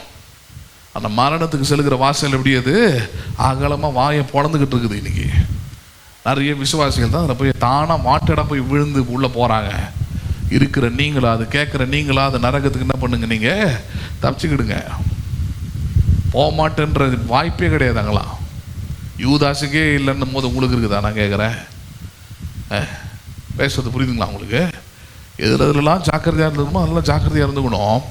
அப்போ இந்த இடத்துல சொல்கிறாரு, அநீதியான உலக பொருளால் யாரை சம்பாதியுங்கள்? நீங்கள் நண்பர்களை. இந்த ஆத்தும ஆதாயத்துக்கு இதை விட பெஸ்ட்டு ஒன்றும் கிடையாது பாருங்க. அல்லது ஞாயிற்றுக்கிழமையில் அதை போதிக்கிறனால உங்களுக்கு ஹெல்ப் டு த சோல். ஆத்துமாவுக்கு உதவி செய்யுங்க, சரீரத்துக்கு கூட உதவி செய்ய தேவையில்ல. நீங்கள் எதுக்கு உதவி செய்யுங்க? நீங்கள் ஆமாம், சரீரத்துக்கு உதவி செய்யறதுக்கு 1000 விஷயம் இருக்குதுங்க. சரீர உதவினா உங்களுக்கு புரியுது இல்லையா? 1000 காரியங்கள் இருக்குது உங்களுக்கு. ஆனால் ஆத்துமாவுக்கு உதவி செய்யதாங்க யாரும் இல்லை. அவங்க மனசுக்கு சமாதானத்தை தர, நம்பிக்கையை தர, ரட்சிப்பை தர, உறுதியை தர, அதுக்கு தான் ஆள் கிடையாது. அந்த உதவி செய்யறதுக்கு தான் கிறிஸ்துவ. அந்த உதவி செய்ய தான் கிறிஸ்து இந்த உலகத்தில் வந்தார். சோஷியல் சர்வீஸ் இல்லை, சோல் சர்வீஸ். இது கிறிஸ்துவம் என்பது என்னது? அது ஆத்துமாவுக்கான உதவி செய்கிற ஒரு மார்க்கமே தவிர இது என்னது கிடையாது. இது பொது சேவை பண்ணுகிற மார்க்கமும் மதமும் அல்ல. அப்படி மாற்றி வச்சுட்டாங்க. அதுக்கான பலனை தான் இன்னைக்கு அனுபவிக்கிறாங்க. ஹலோ, எல்லாம் வேஸ்ட், எல்லாம் குப்பையாக போச்சு இன்னைக்கு. புரியுதா இல்லையா? ஒரு காலத்தில் வெள்ளக்காரங்களாம் இங்கே ஸ்கூலு, காலேஜ் எல்லாம் ஆரம்பித்தாங்க. இப்போ நம்ம ஊர் எடுத்து நம்ம ஊரில் இன்ஃபென்சிஸ்னு ஒரு பெரிய ஸ்கூல் இருந்தது. இன்றைக்கி அது குப்பை. இன்றைக்கி அது ஏன் குப்பை?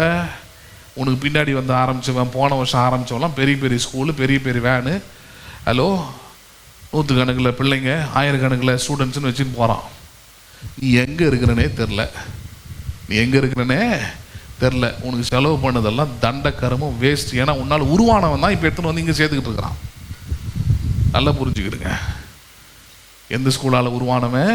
இந்த ஸ்கூல்லேருந்து உருவானவன் தான். இன்ஃபர்ட்லேருந்து உருவானவன் தான், படித்தவன் தான். அவன் பிள்ளைங்களை அங்கேயே கொண்டு போய் சேர்க்கறது, அங்கே போய் சேர்க்க வேண்டானே, சேர்க்க மாட்டான்.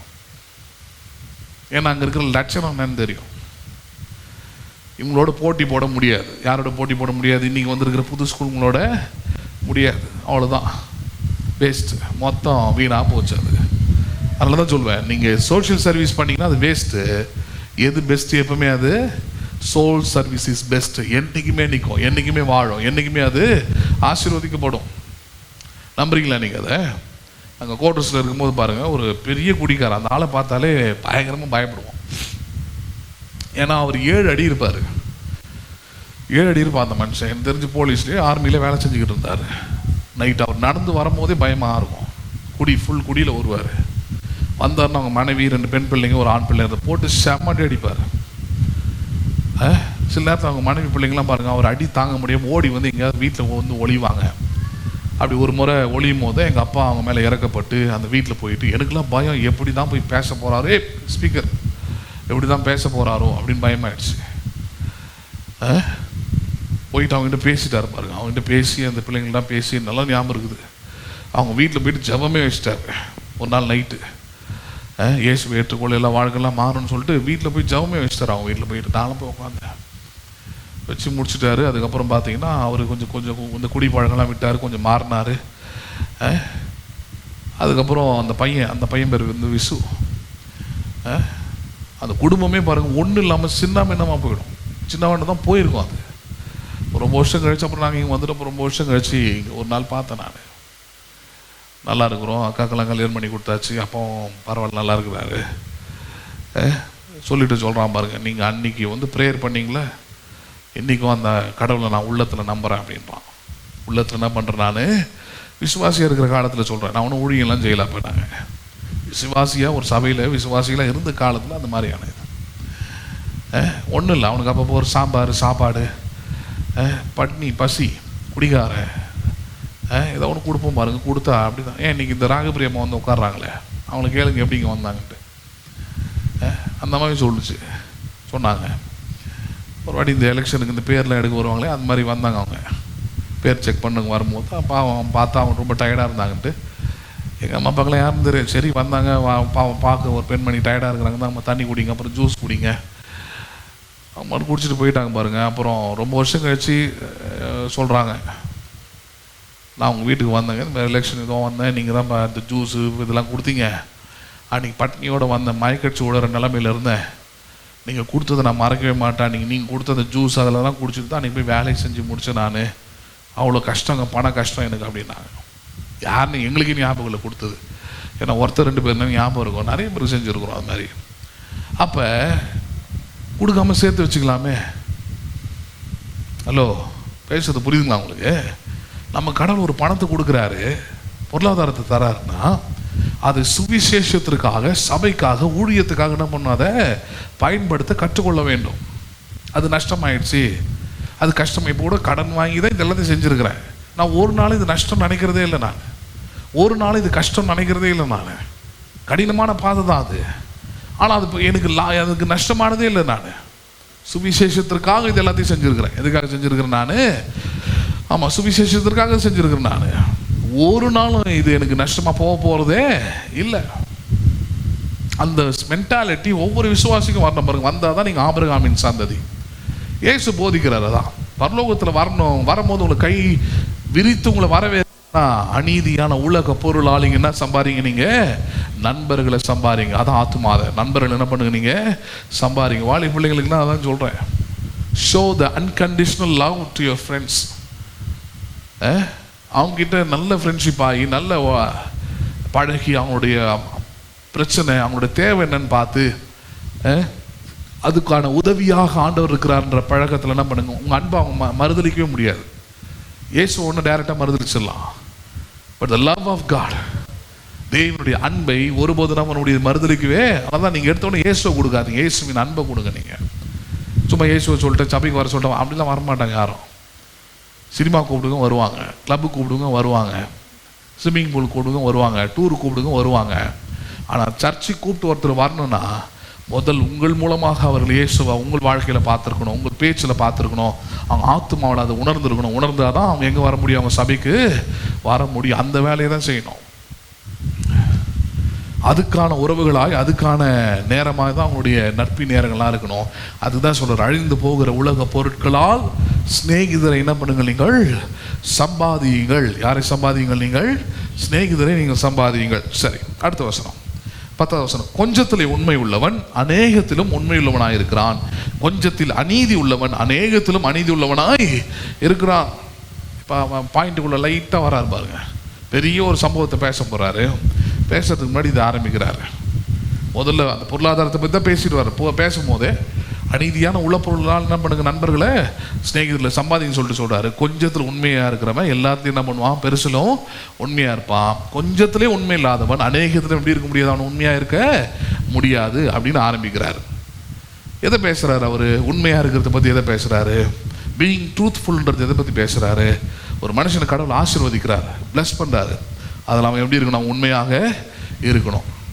அந்த கொஞ்சத்திலே உண்மை இல்லை என்றால் அநேகத்தில் நிச்சயமாக என்ன பண்ண முடியாது? அவனை ஆசீர்வதிக்க முடியாது. 10க்கு 10 கடை ஒரு மனுஷனுக்கு கடவுள் கொடுக்குறாருன்னு வச்சுப்போமே, அந்த 10க்கு 10 கடை, அந்த கடையிலேயே அவனால் உண்மையாக இருக்க முடியலனா கடவுளுக்கு, யாருக்கு?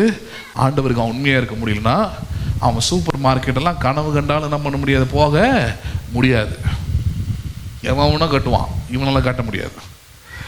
10க்கு 10 முடிஞ்சு போயிடுவோங்க. அதை நான் ஆண்டவரே உங்க பின்பற்றி வந்தேனே, அவன் எவனா கட்டுறானே, என்ன கட்ட நீ வேணாண்டாப்பா, அவன் எவனா கட்டிட்டு போனான், நீ கட்டாத. ஹலோ, ஏன்? நீ கொஞ்சத்தில் என்ன கிடையாது? உண்மை கிடையாது. பேசுறது புரியுதுங்களா உங்களுக்கு?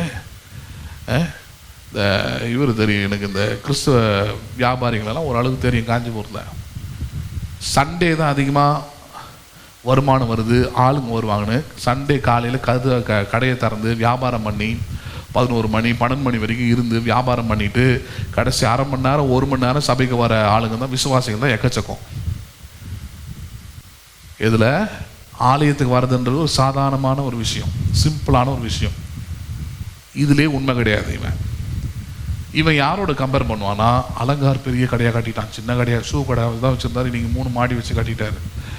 காஞ்சிபுரம் மார்க்கெட் 10க்கு 10 வீடு தான், பார்த்து எத்தனை பிரான்ச்சு போட்டு எல்லாம் ஆரம்பிச்சிட்டான். சிங்கப்பூர் மாடி தம்மா தோண்டு கடை, அவன் 3 மாடி கட்டிட்டான். ஹலோ, அப்படியே வயிறு எரிஞ்சுன்னா உட்காந்துருக்க வேண்டியதான். இவனுங்கிட்டலாம் இருக்கிற ஒரு உண்மை உங்ககிட்ட என்ன பண்ணல இல்லை. அவன் வெள்ளிக்கிழமை 11 மணி ஆனால் மூடி, எவ்வளோ வியாபாரம் ஆனாலும் மூடிட்டு போய்கிட்டே இருக்கிறான். ஹலோ, புரியுதுங்களா? இப்போ ஏன் ஆசீர்வதிக்கப்படுறான்? கடவுளை ஏன் சும்மா ஒன்று கொடுத்துருது இல்லை எல்லாருக்கிட்டையும். அவருக்கு தெரியும் யாருக்கிட்ட கொடுத்தா சரியா இதை பண்ணுவான்ட்டு. அதில் நீ கண்மூடி 1 மணி நேரம் வந்துட்டு ஆசீர்வாதம் சொல்லிட்டாரு, பாஸ்டர் தண்ணி தெளிச்சு ஜோம் பண்ணிட்டாரு, நான் வந்து ஒரு தசமாக கொடுத்துட்டேன், ஆண்டவர் கொடுக்கறதுக்காக தான் சம்பாதிக்கிறேன். அது எப்போ? நீ கொடுக்க வேண்டிய நேரத்தில் ஆண்டவருக்கு சம்பாதிப்பியா? சம்பாதிக்க சொன்னாரா? கிடையாது. நஷ்டமாயிடுதுன்னு என் புத்தி எப்படி வருது? எது நஷ்டம்? நீ வியாபாரம் பண்ணுறதா நஷ்டம். ஆண்டவர் கொடுக்க வேண்டிய நேரத்தில் நீ வியாபாரம் பண்ணுறியே, அதான் நஷ்டம். நிறைய பேர் சபைக்கு வந்து இவ்வளோ நேரம், நீ இவ்வளோ நேரம் ஆகுது, பெரியமாயிடுச்சு. ஏன் ராக்கெட் சயின்ஸ் எதாவது படிக்கிறீங்களா? ராக்கெட் எதாவது போய் விட போகிறீங்களா? டைமிங் எதாவது போட்டு வச்சுட்டு வந்துருக்கிறீங்களா? ஸ்ரீஹரிகோட்டாவில் எதாவது வேலை செய்கிறீங்களா? அங்கே இருக்கிற சயின்டிஸ்ட்டு நீங்களும் ஒரு ஆளா? அவங்களுக்கு தான் டைமிங்லாம் தேவை. விண்வெளியில் எதாவது ஏன் போகிறீங்களா? ஒரு வெங்காயமே கிடையாது. விசுவாசிகளுடைய தரித்திர புத்தியை மாறணும் பாருங்க, இந்த சிந்தை மாறணும். ஆலயத்தில் வந்து உட்கார்ந்து இருக்கிறது எவ்வளோ பேர் பிளஸ்ஸிங், எவ்வளோ பேர் ஆசீர்வாதம் எல்லாருக்கும் கிடைக்கக்கூடிய வாய்ப்பு கிடையாது. அது அதெல்லாம் கண் கூட பார்த்தா தெரியும். நான் அதெல்லாம் பார்த்துருக்குறேன். ஆசைப்படுவாங்க சில நேரத்தில், கடைசி காலத்தில் ஆலயத்துக்கு வரணும், பிரசங்கத்தை கேட்கணும், பாட்டு பாடணும், ஆராதிக்கணும், கை தட்டணும், விடுறதே இல்லை. வாய்ப்பே இல்லாமல் போகணும் ஆளுங்க தான் எனக்கு தெரியும் எனக்கு. அப்போ உங்களுக்கு வாய்ப்பு கொடுத்துருக்குறாரு. வாய்ப்பை கொடுக்கும்போது அதை அலட்சியம் என்ன பண்ணக்கூடாது, எண்ணிடக்கூடாது. ஆலயத்துக்கு வரது இவ்வளோ நேரம் ஆகுது, டைம் ஆகுது, இன்னும் கம்பெனி வேலைக்கு வந்துருக்குறீங்க, முழுமையானதை பெற்றுக்கொண்டீங்களான்னு பார்க்கணும். எதை பெற்றுக்கொண்டீங்களா? முழுமையானதை பெற்றுக்கொண்டேன். ஒரு கடைக்கு போகிறீங்க, ஒரு பொருள் வேணும்னு கேட்குறீங்க, ஒரு பழம் வேணும்னு வாங்குறீங்க, ஒரு காய்கறி வேணும்னு வாங்குறீங்க. அதில் கால்வாசி மட்டும் தான் வாங்கிப்பீங்களா? நீங்கள் கட் பண்ணி கொடுத்தா வாங்கிப்பீங்களா? கடிச்சு கொடுத்துட்டா வாங்கிப்பீங்களா? யோ, கொடுத்தா எப்படி கொடு, ஃப்ரெஷ்ஷாக கொடு, முழுசாக கொடு, பாதிப்பு இல்லாமல் கொடு, கடிக்காமல் கூட, பூச்சி கடிச்சாலும் ஏற்றுக்க மாட்டேன், நீ கடிச்சாலும் ஏற்றுக்க மாட்டேன். முழுசாக என்ன பண்ணு, அதை மட்டும் முழுசாக கேட்டு வாங்க தெரியுதுல்ல. ஆண்டவருக்குன்னு கொடுக்குற நேரத்தை மட்டும், ஹலோ, அது பாடுறதுக்காக இருக்கட்டும், பிரசங்கத்தை கேட்கறதுக்காக இருக்கட்டும், ஆராதனைக்காக இருக்கட்டும், எப்படி இருக்கணும், அது முழுமையானதாக இருக்கணுன்ற எண்ணம் ஏன் வரல? ஏன்னா உள்ளம் சரியில்லை. அதனால வாழ்க்கையில் எதுவுமே முழுமையாக இருக்கிறது இல்லை. எல்லாம் நீங்கள் எடுக்கிற முடிவில் தான் இருக்குது. பாருங்க, நீங்கள் எடுக்கிற முடிவில் தான் இருக்குது. ஆலயத்துக்கு நான் சரியான நேரத்துக்கு ஒன்று முழுமையாக கேட்கணும், வசனத்தை கேட்கணும், வாழ்வடையணும், நீங்கள் முடிவு பண்ணிங்கன்னா தடுக்கிறதுக்கு யாருமே கிடையாது. நீங்கள் முடிவு பண்ணாத வரைக்கும் உங்களுக்கு யார் என்ன சொன்னாலும், மிரட்டினாலும், திட்டினாலும் நீங்கள் அதை செய்ய போகிறது இல்லை. அதனால தான் இயேசு இப்படியா சொல்கிறாரு, கொஞ்சத்தில் உண்மை உள்ளவன் அநேகத்தில் உண்மையாக இருப்பான், கொஞ்சத்தில் உண்மை இல்லாதவன் அநேகத்தில் எப்படி இருப்பான், உண்மை இல்லாதவனாக இருப்பான் அப்படின்னு ஆரம்பிச்சுட்டு சொல்கிறார். 11, அநீதியான உலக பொருளை பற்றி நீங்கள் உண்மையாயிராவிட்டால் யார் உங்களை நம்பி உங்களிடத்தில் மெய்யான பொருளை ஒப்புவிப்பார்கள்? ஹலோ, எப்படி பேசுகிறார் பாருங்க. நித்திய ஜீவனையும் இந்த உலக பொருளையும் சேர்த்து வச்சுக்க பேசுகிறார்.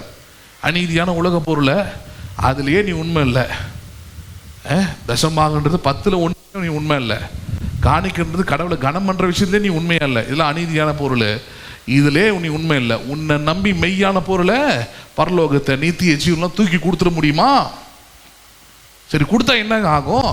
கொடுத்தா ஒன்று ஆகும். தூதனாக இருந்தவன் எப்படி லூசிஃபராக மாறினானோ அதே போல் நீ யாராக மாறுவாங்க? லூசிஃபராக மாறுவேன். அதனால தான் பாருங்க, இப்படிப்பட்டவர்கள் பரலோக ராஜ்யத்தில் பிரவேசிப்பது இல்லை. என்னை நோக்கி கர்த்தாவே கர்த்தாவே என்று கூப்பிடுகிற எங்க பிரவேசிப்பதில்லை. ஆமாம். So going to heaven is not a simple thing. Even though it is the easiest, it is not a simple thing. Hello, வழி அவர் ரொம்ப எளிதாக ஏற்படுத்தி வச்சுருந்தாலும் அது அவ்வளோ சீக்கிரமாக போய் நம்ம நம்முடைய சேர எல்லாராலையும் முடியாது. கனவு கண்டுறாதீங்க, ஏமாற்றிக்காதீங்க உங்களை நீங்களே. ஏன்? இதுதான் காரணம். பூமியில் இந்த அநீதியான உலகத்தில் 50 வருஷம் 60 வருஷம் 70 வருஷம் 80 வருஷம் அதிகபட்சமாக 120 வருஷம் வாழக்கூடிய இந்த சொற்பமான வாழ்நாள்லே இங்கே இருக்கிற அழிந்து போகிற பொருட்கள்லே நீங்கள் யாருக்கு உண்மையாக இல்லை? நீங்கள் கடவுளுக்கு உண்மையாக இல்லைன்னா உங்களை நம்பி எப்படி மெய்யான பொருளை தூக்கி கொடுக்கறது? மெய்யான நித்திய ஜீவனை, பரலோக ராஜ்யத்தை, அழிவில்லாத வாழ்க்கையை, இதெல்லாம் எப்படி எடுத்து கொடுக்கறது உன்னை நம்பி? எப்படி கம்பேரிசன் பாருங்க. நம்ம அசால்ட்டாக எடுத்துக்கிறோம். பண விஷயம் தானே, காணிக்கை விஷயம் தானே, தசமாக விஷயம் தானே. இல்லை, நீ இதிலே உண்மை இல்லைன்னா கண்டிப்பாக உனக்கு எங்கே கிடையாது? பரலோகம் இல்லை. இதிலே உண்மை இல்லை. எப்படி கம்பேரிசன் கொடுக்குறார் பாருங்க. 12, வேறொன்னுடைய காரியத்தில் நீங்கள் உண்மையாக இராவிட்டால் உங்களுக்கு யாதொன்றை சொந்தமாக கொடுப்பவர் யார்? எந்த ஊழியக்காரனும் 2 எஜமான்களுக்கு ஊழியம் செய்யக்கூடாது. ஒருவனை பகைத்து மற்றவனை சிநேகிப்பான், அல்லது ஒருவனை பற்றி கொண்டு மற்றவனை அசட்டை பண்ணுவான். தேவனுக்கும் உலக பொருளுக்கும் ஊழியம் செய்ய உங்களாலே கூடாது என்றார். என்ன மாதிரியான வார்த்தை பாருங்க. யாருக்கு ஊழியம் செய்ய முடியாது? தேவனுக்கும் உலக பொருளுக்கும். அப்படின்னா உலக பொருளை உன்னுடைய எஜமானாய், உன்னுடைய நம்பிக்கையாய் வைத்து நீ என்ன பண்ண முடியாது? இவளுக்கிட்டே நீ வாழ முடியாது. இல்லைங்க, நான் சபைக்கு வந்த கடவுளுடைய பிள்ளையா இருக்கிறேன், அதுக்கப்புறம் போயிருந்தா பணம் தான் என் வாழ்க்கை, சேமிப்பு தான் என் வாழ்க்கை, அதுதான் என் நம்பிக்கை, அதுதான் அழிந்து போகாமல் இருக்கும், அதுதான் நித்தியமானது. ஸ்பீக்கர்லேயே போய் விளையாடுறான், தலையில் தான் விழுந்ததுன்னா என்ன ஆகும்?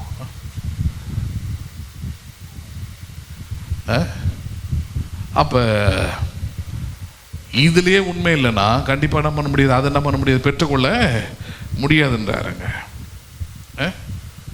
அப்போ அதில் பாயிண்ட் என்ன சொல்கிறார்? எந்த அளவுக்கு கொண்டு போகிறாருன்னா ஓனர்ஷிப் பற்றி பேசுகிறாரு பாருங்க. எதை சொல்கிறாரு? தேவன் உனக்கு எஜமானாக இருந்தால் நீ யார் பேச்சை மட்டும்தான் கேட்கணும். நீ அதில் உன் பண விஷயத்தை யார் பேச்சு தான் கேட்கணும்? அதெல்லாம் சொல்லுங்களேன். தேவனுடைய வார்த்தை சொன்னதை மட்டும் தான் கேட்கணும். கல்யாண விஷயத்தில் யார் பேச்சை மட்டும் தான் கேட்கணும்? தேவனுடைய வார்த்தை சொல்கிறத மட்டும்தான் கேட்கணும்.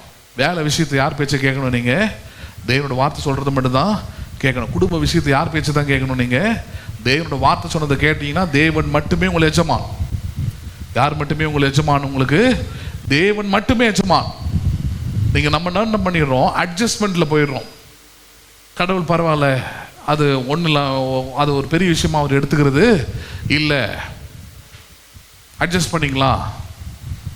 ஹலோ, சபையில் பாருங்கள், நிறைய பேர் வருவாங்க, இங்கே தான் வந்து ஆண்டவரை கொஞ்சம் அறிந்து கொள்வாங்க. ஆனால் இந்த சபைக்கு உண்மையாக இருக்க மாட்டாங்க. இந்த சபையில் ஒழுங்காக ஞான, இந்த சபை பெருசாக நினைக்க மாட்டாங்க. ஒரு அற்பமாக எண்ணி வேறு எங்கேயாவது மெட்ராஸில் அங்கே எங்கே போயிட்டு அங்கே ஞானசாரம் எடுத்து ரொம்ப பகட்டாக வாழ ஆரம்பிச்சிருவாங்க ஆடியோ கேட்ட.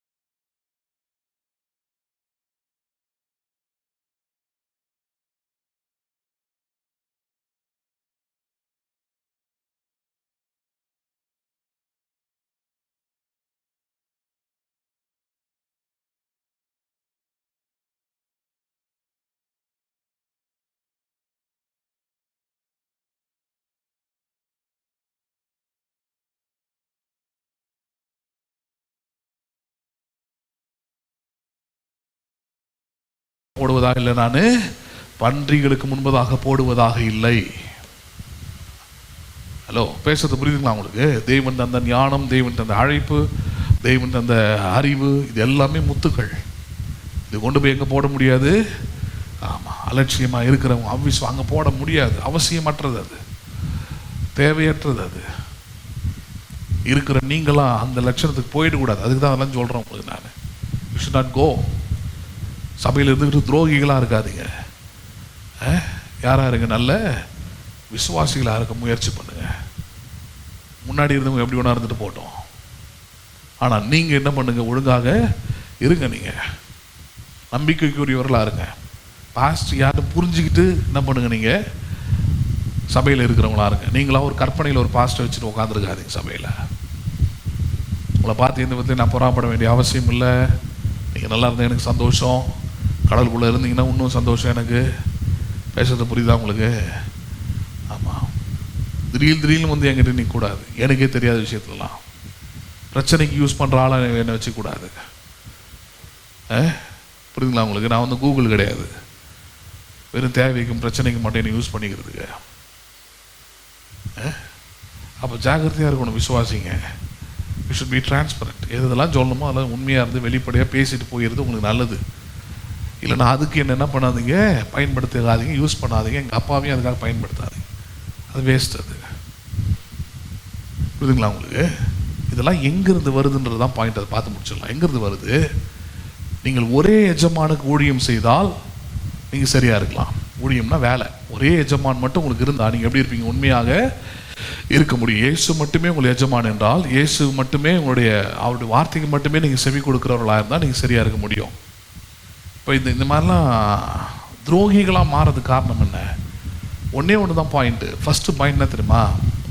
பல வசனங்களை, போதகர்களை அங்கே இங்கே இவங்ககிட்டலாம் கேட்டு கன்சல்ட் பண்ணி அவங்ககிட்டலாம் மாறுறது. இப்போ நான் அவ்விசுவாசியுடன் பிணைக்கப்படாது இருப்பவர்களாக நான் போதிக்கிறேன். ஒரு விசுவாசி என்கிட்ட சொல்கிறா, நீங்கள் இப்படி சொன்னீங்க, ஆனால் எங்கள் சொந்தக்காரில் ஒருத்தர் பாஸ்டர் இருக்கிறாரு, அவர் என்ன சொன்னார் தெரியுமா? புருஷன் ஆகிட்டு அதெல்லாம் ஒன்றும் பிரச்சனை இல்லை, பொண்டாட்டி ஆகிட்டு அதெல்லாம் ஒன்றும் பிரச்சனை இல்லை, ஆவாத வரைக்கும் தான் விசுவாசி. ஆகிட்டா யாரும் ஆயிடுறாங்க அவங்க. ஆமாம், கலெக்டர் ஆகிட்டா கலெக்டரோட புருஷன். ஆனால் அவர் கலெக்டர் ஆக முடியாது. ஒரு நாளும் அவர் கையெழுத்து போட முடியாது, அவர் வேலை செய்ய முடியாது. காரில் ஒன்றா கூட உட்காந்துன்னு வரலாம். ஹலோ, கடமைக்கு நீ உனக்கு போடுற வணக்கத்தை அவருக்கு போடலாம். பேசுறது புரியுதுங்களா உங்களுக்கு? எவனோ இதுதான் சொல்கிறேன். கண்டவன் பேசுறதெல்லாம் கேட்டு, கண்ட உபதேசத்தெல்லாம் கேட்டு ஒரு சாப்பாடை சாப்பிட்டீங்கன்னா நல்லா இருப்பீங்க. புரியுதுங்களா உங்களுக்கு? இல்லைன்னா அந்த விசுவாசி அந்த பிச்சைக்கார பாத்திரம்னு வாங்க. எத்தனை பேருக்கு தெரியுமோ தெரியாதோ, நாங்கள் கோட்டர்ஸில் இருக்கும்போது நைட்டில் அப்படிலாம் ரா பிச்சைக்காரன்னு வருவாங்க. வரும்போது அவங்க ஒரு குண்டா மாதிரி வச்சுருப்பாங்க. எனக்கு நல்லா ஞாபகம் இருக்குது. இந்த ரா பிச்சைக்காரங்க வெளியே வந்து நிற்பாங்க, ஒரு காமனாவது இது கட்டிக்கிட்டு அப்படியே நிற்பாங்க, சட்டைக்கிட்ட இல்லாமல். அவங்களுக்கு இது மிச்சமான சாப்பாடெலாம் எடுத்து போய் போட போகும்போது அவங்க பாத்திரத்தில் ஏற்கனவே வேறு சாப்பாடெலாம் இருக்கும். கஞ்சி சாதம், தயிர் சாதம், மோர் சாதம், அது எதுனோ கிடக்கும். அவங்களுக்கு ஒரே பாத்திரம் தான், வேறு வழி கிடையாது. அதிலே கொண்டாந்து என்ன பண்ணணும்? இப்போ நான் கொண்டு வந்திருக்கிற பிரியாணியோ இல்லை நான் கொண்டு வந்திருக்கிற மட்டன் குழம்பு என்ன பண்ணணும்? இப்போ அதில் தான் ஊற்றணும், போடணும். அது கிட்ட போகும்போதே பார்த்தீங்கன்னா அப்படி ஒரு நாற்றம் அடிக்கும். அந்த பாத்திரத்துலேருந்து வரக்கூடிய நாற்றம். எல்லாம் சாப்பாடு தான், எல்லாம் சாப்பாடு தாங்க.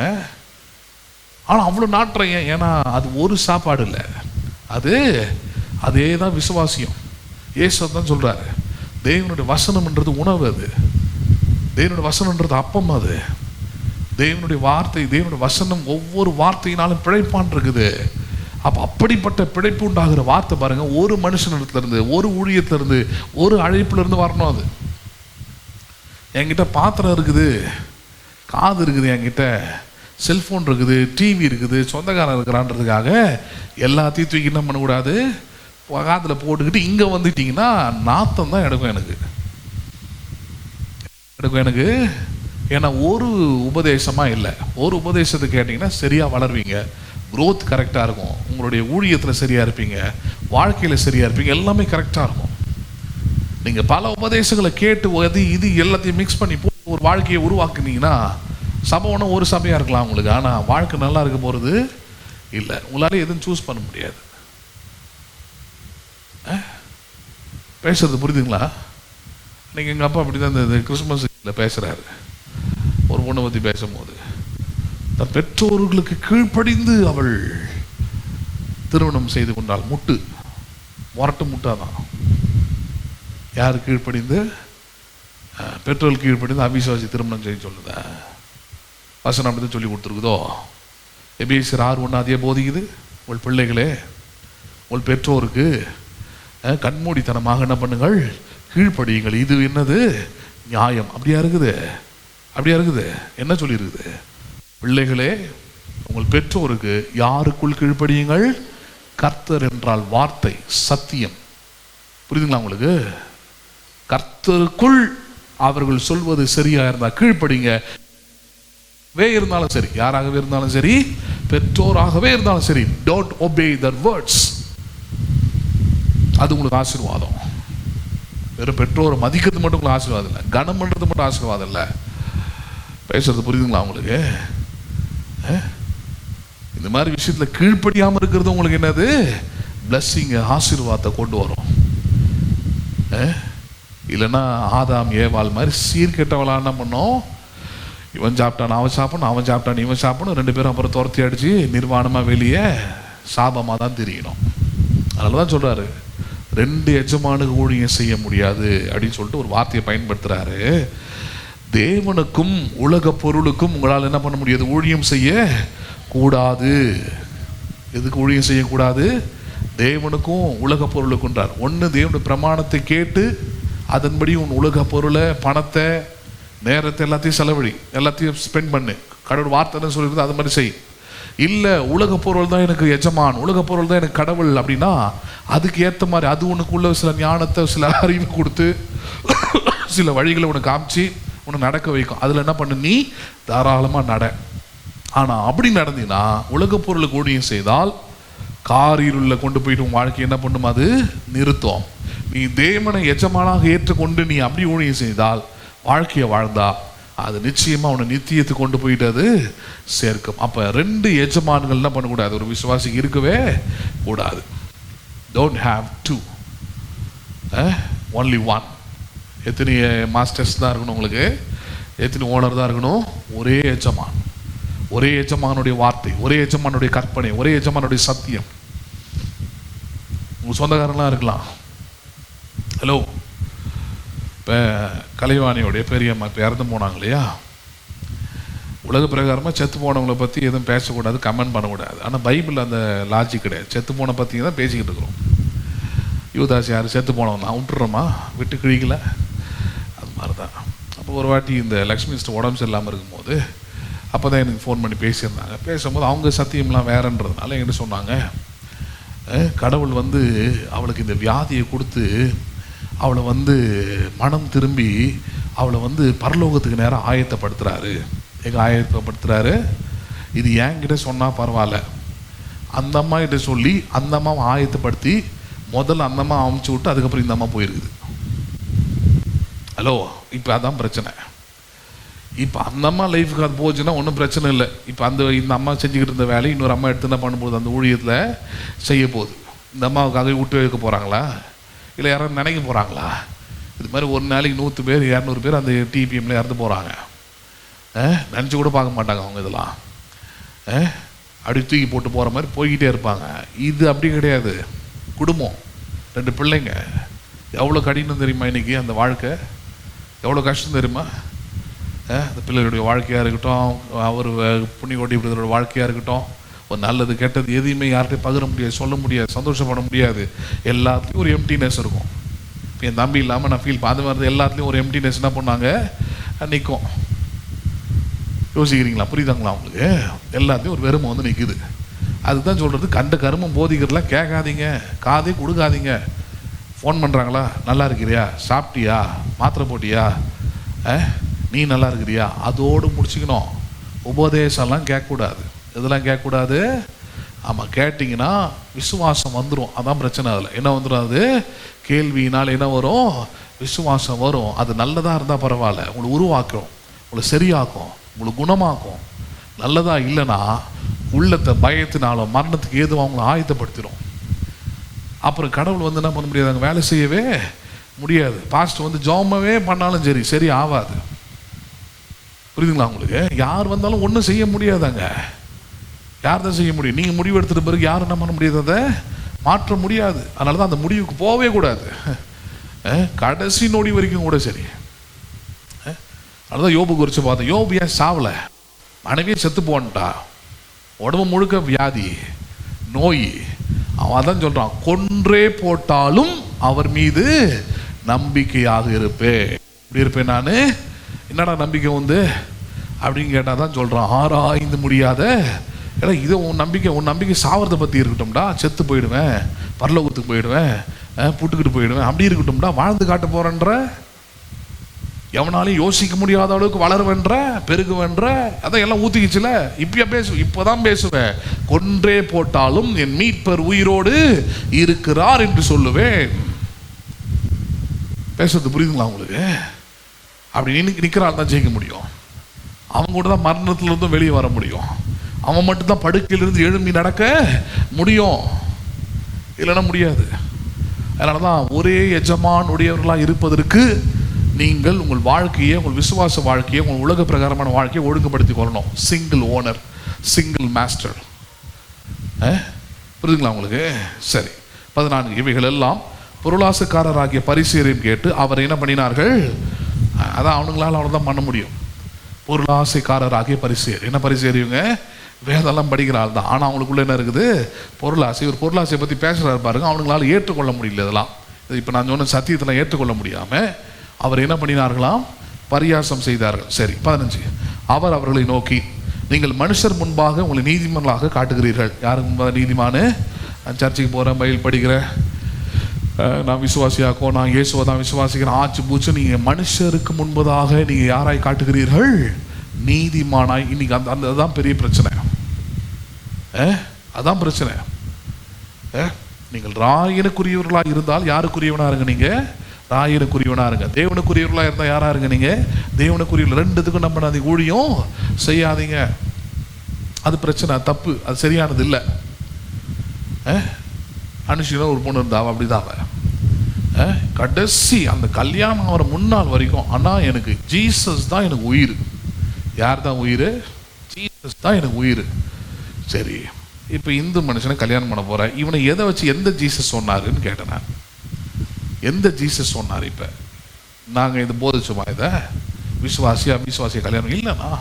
எங்கள் அம்மா அப்பா சொன்னாங்க, 7 வீடு வச்சுருக்கிறான், மாதம் இவ்வளோ வருமானம் வருது, அவன் அமெரிக்காவில் வேலை செய்கிறான், முடி மட்டும்தான் இல்லை, மற்றது எல்லாம் இருக்குதுன்னு சொன்னாங்கன்னா, அதனால் நான் என்ன பண்ணிட்டேன், ஆமாம் கல்யாணம் பண்ணுறதுக்கு ரெடி ஆகிட்டேன். சரி, இது வசனத்தின்படி சரி. ஆமாம் சரிதானா. காஞ்சிபுரத்தில் ஒரு தீர்க்கதரிசி இருக்கிறாரு, அவர் சபைக்கு என் ஃப்ரெண்டு கூப்பிட்டு போனான், சிஎஸ்ஐ சபையை சேர்ந்தவன். ஆடு எங்கே சேருது? பன்னிக்குட்டி சேருது.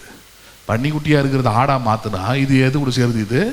ஆமாம், அதான் சொல்கிறேன். இந்த சபை மீது, ஊழியத்தின் மீது பெருசாக நம்பிக்கை. சிஎஸ்ஐ சபை பெருசு இல்லை. அப்போ அங்கே போகிறோம், அறிவு இருக்கும்ல. வள்ளியாக இருக்கிறவனுங்களாம் என்ன இருக்குது? பொய் சொல்ல மாட்டான்ற மாதிரி. எருசலேம் ஆசீர்வாத சபை ஒன்றும் பெருசு. எவ்வளோ பெரிய கோபுரம், எவ்வளோ பெரிய சபை, எவ்வளோ பேர் அங்கே, எவ்வளோ பேர் போகிறான், நல்லதானே. அவள் பேச்சு கேட்டு அங்கே போயிட்டு அந்த ஆள் என்ன சொல்லிட்டான், ஆமாம் நீ இந்த மனுஷன் தான் கல்யாணம் பண்ணோம், ஏன்னா நீ 10,000 ரூபாய் இப்போ காணிக்க கொடுத்துருக்க, வந்த முதல் நாள் நல்ல கஸ்டமர் நீ. என் காதில் ஆண்டவர் ஒரு தீர்க்கதரிசி சொல்கிறாரு, மேலே சத்தம் கேட்குது. என்ன சத்தம் கேட்குது? எனக்கு இந்த பொண்ணு, அந்த பொண்ணே சொன்னது எனக்கு கடைசியாக. எப்போ சொன்னான் தெரியுமா? டைவர்ஸ் ஆகிட்ட பிறகு சொன்னான். மேலே சத்தம் கேட்குது, அதனால் நீ என்ன பண்ண, அவரை தான் அவனை தான் பண்ண, விட்டுறாத. உங்கள் பாஸ்டர் சொல்லுவார், அவர் சொல்லுவார். சரி, மேலே சத்தம் கேட்டுச்சு. மேலே சத்தம். ஆமாம், உண்மையாகவே அவங்க கல்யாணத்துக்கு எங்கள் அப்பா போயிருந்தார், மேலே ஆட்சி தான் கல்யாணம் பண்ணாங்க. 10வது நாள் டைவர்ஸ் வாங்கினியே, எப்படி அது? 10வது நாளில் செப்பரேஷன் லெட்டர் அனுப்பிச்சு, எப்படி அது? டைவர்ஸ் அப்புறம் வாங்கிட்டேன்.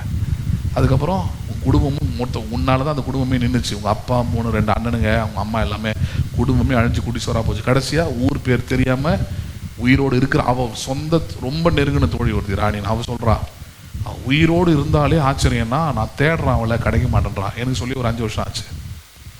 ஒரு விசுவாசியுடைய முடிவு. You can not work for 2 masters.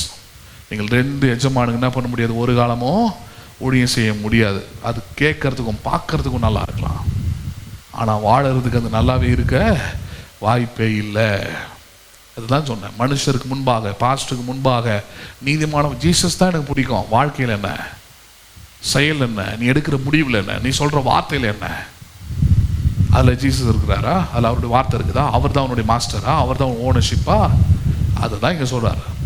அவர்களை நோக்கி நீங்கள் மனுஷருக்கு முன்பாக உங்களை நீதிமான்களாக காட்டுகிறீர்கள், ஆனால் தேவனோ உங்கள் இருதயங்களை அறிந்திருக்கிறார். மனுஷருக்குள்ளே மேன்மையாக எண்ணப்படுகிறது, தேவன் முன்பாக எப்படி இருக்கிறது, அது அருவருப்பாக இருக்கிறது. என்ன மாதிரியான வார்த்தை பாருங்க. யாருக்கு முன்பதாக மேன்மையாக இருக்குது?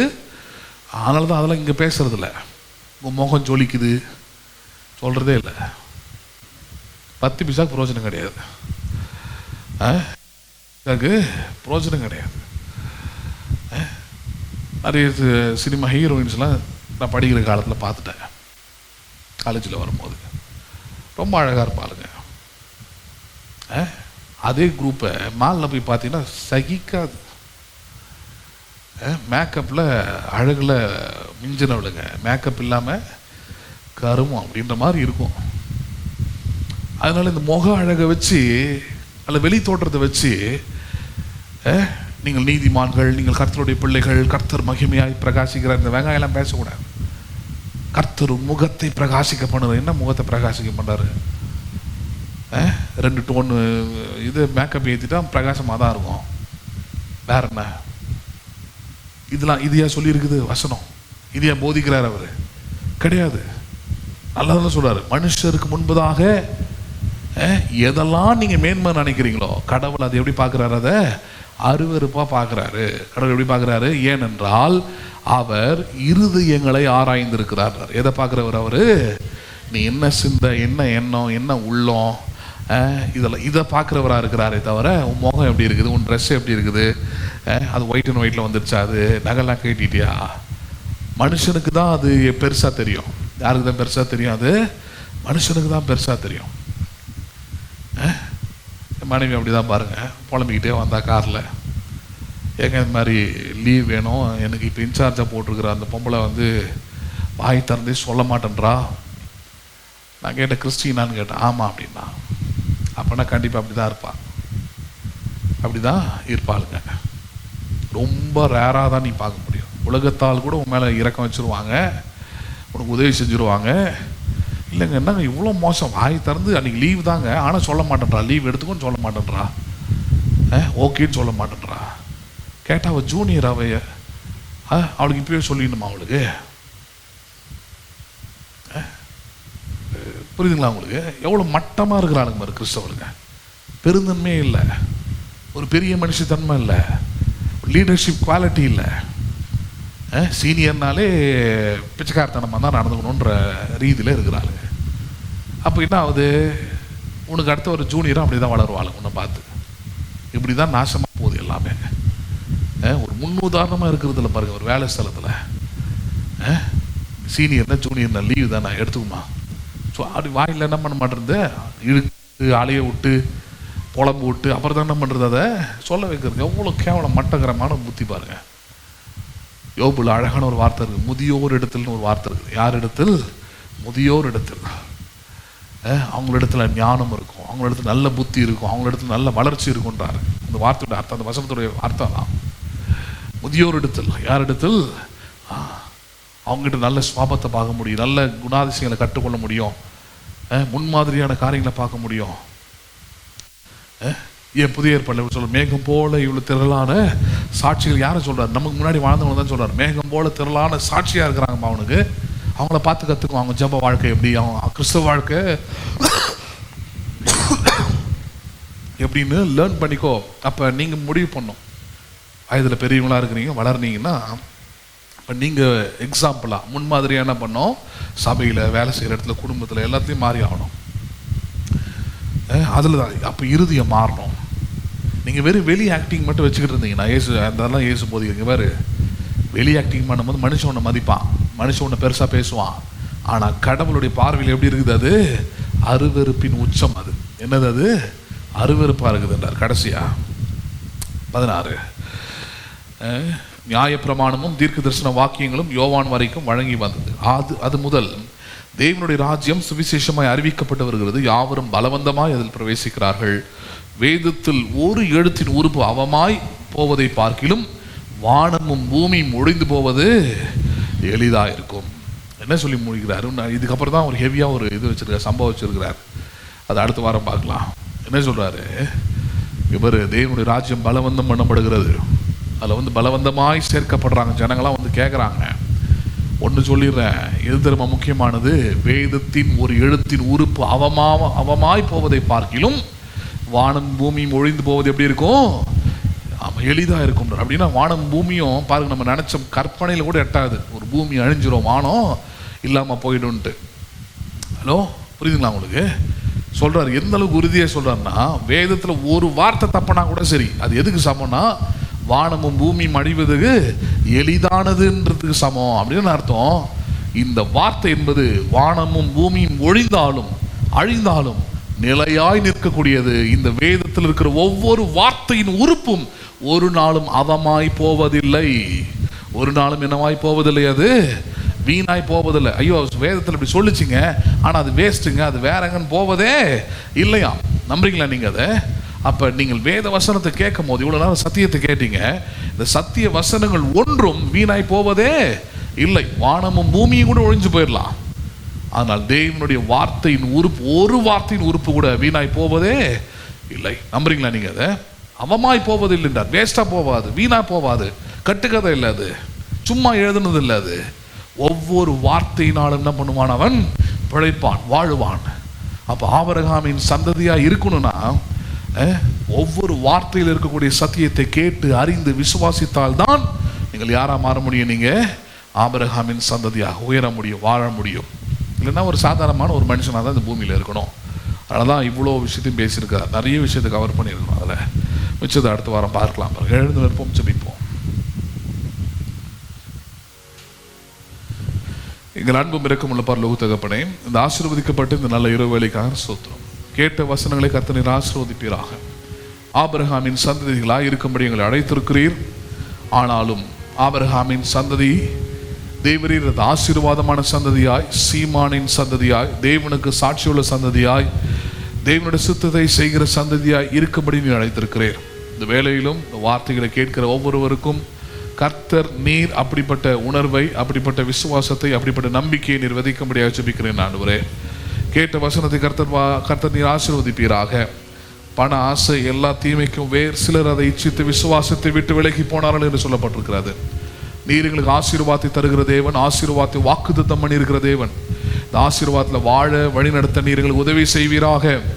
ஒரு விசுவாசியும், ஒரு கிறிஸ்தவர்களும், ஒரு தேவனுடைய பிள்ளைகளும் ஒரு நாளும் இந்த பண ஆசையை பின்பற்றி விசுவாசத்தை விட்டு விலகி வேதனைகளில் குத்தி கொள்கிற வாழ்க்கைக்குள்ளே போகாமல், தேவனாகிய நீர் மட்டுமே எஜமான் என்பதை அறிந்து உமக்கு மட்டுமே ஊழியம் செய்து உம்முடைய வார்த்தைக்கு மட்டுமே கீழ்ப்படிந்து உமக்கு மாத்திரமே அவர்கள் உண்மையாக இருக்க நீர் உதவி செய்வீராக.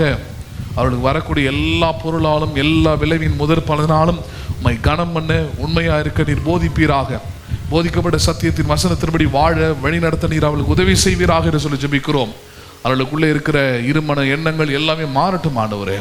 ஒரு மனமாய் அவர்களை மாறி கிறிஸ்துவாகிய நீர் மீட்பெரும் எஜமானமாய் இருக்கிறீர் என்கிற அறிவோடு கூட சிந்தையோடு கூட வாழ அவர்களுக்கு நீர் உதவி செய்வீராக. உலக பொருளுக்கும் தேவனுக்கும் ஊழியம் செய்ய முடியாது என்று எழுதப்பட்டிருக்கிற வார்த்தை அவர்களுக்கு தேவரீர் உணர்த்தப்படட்டும் ஆண்டவரே.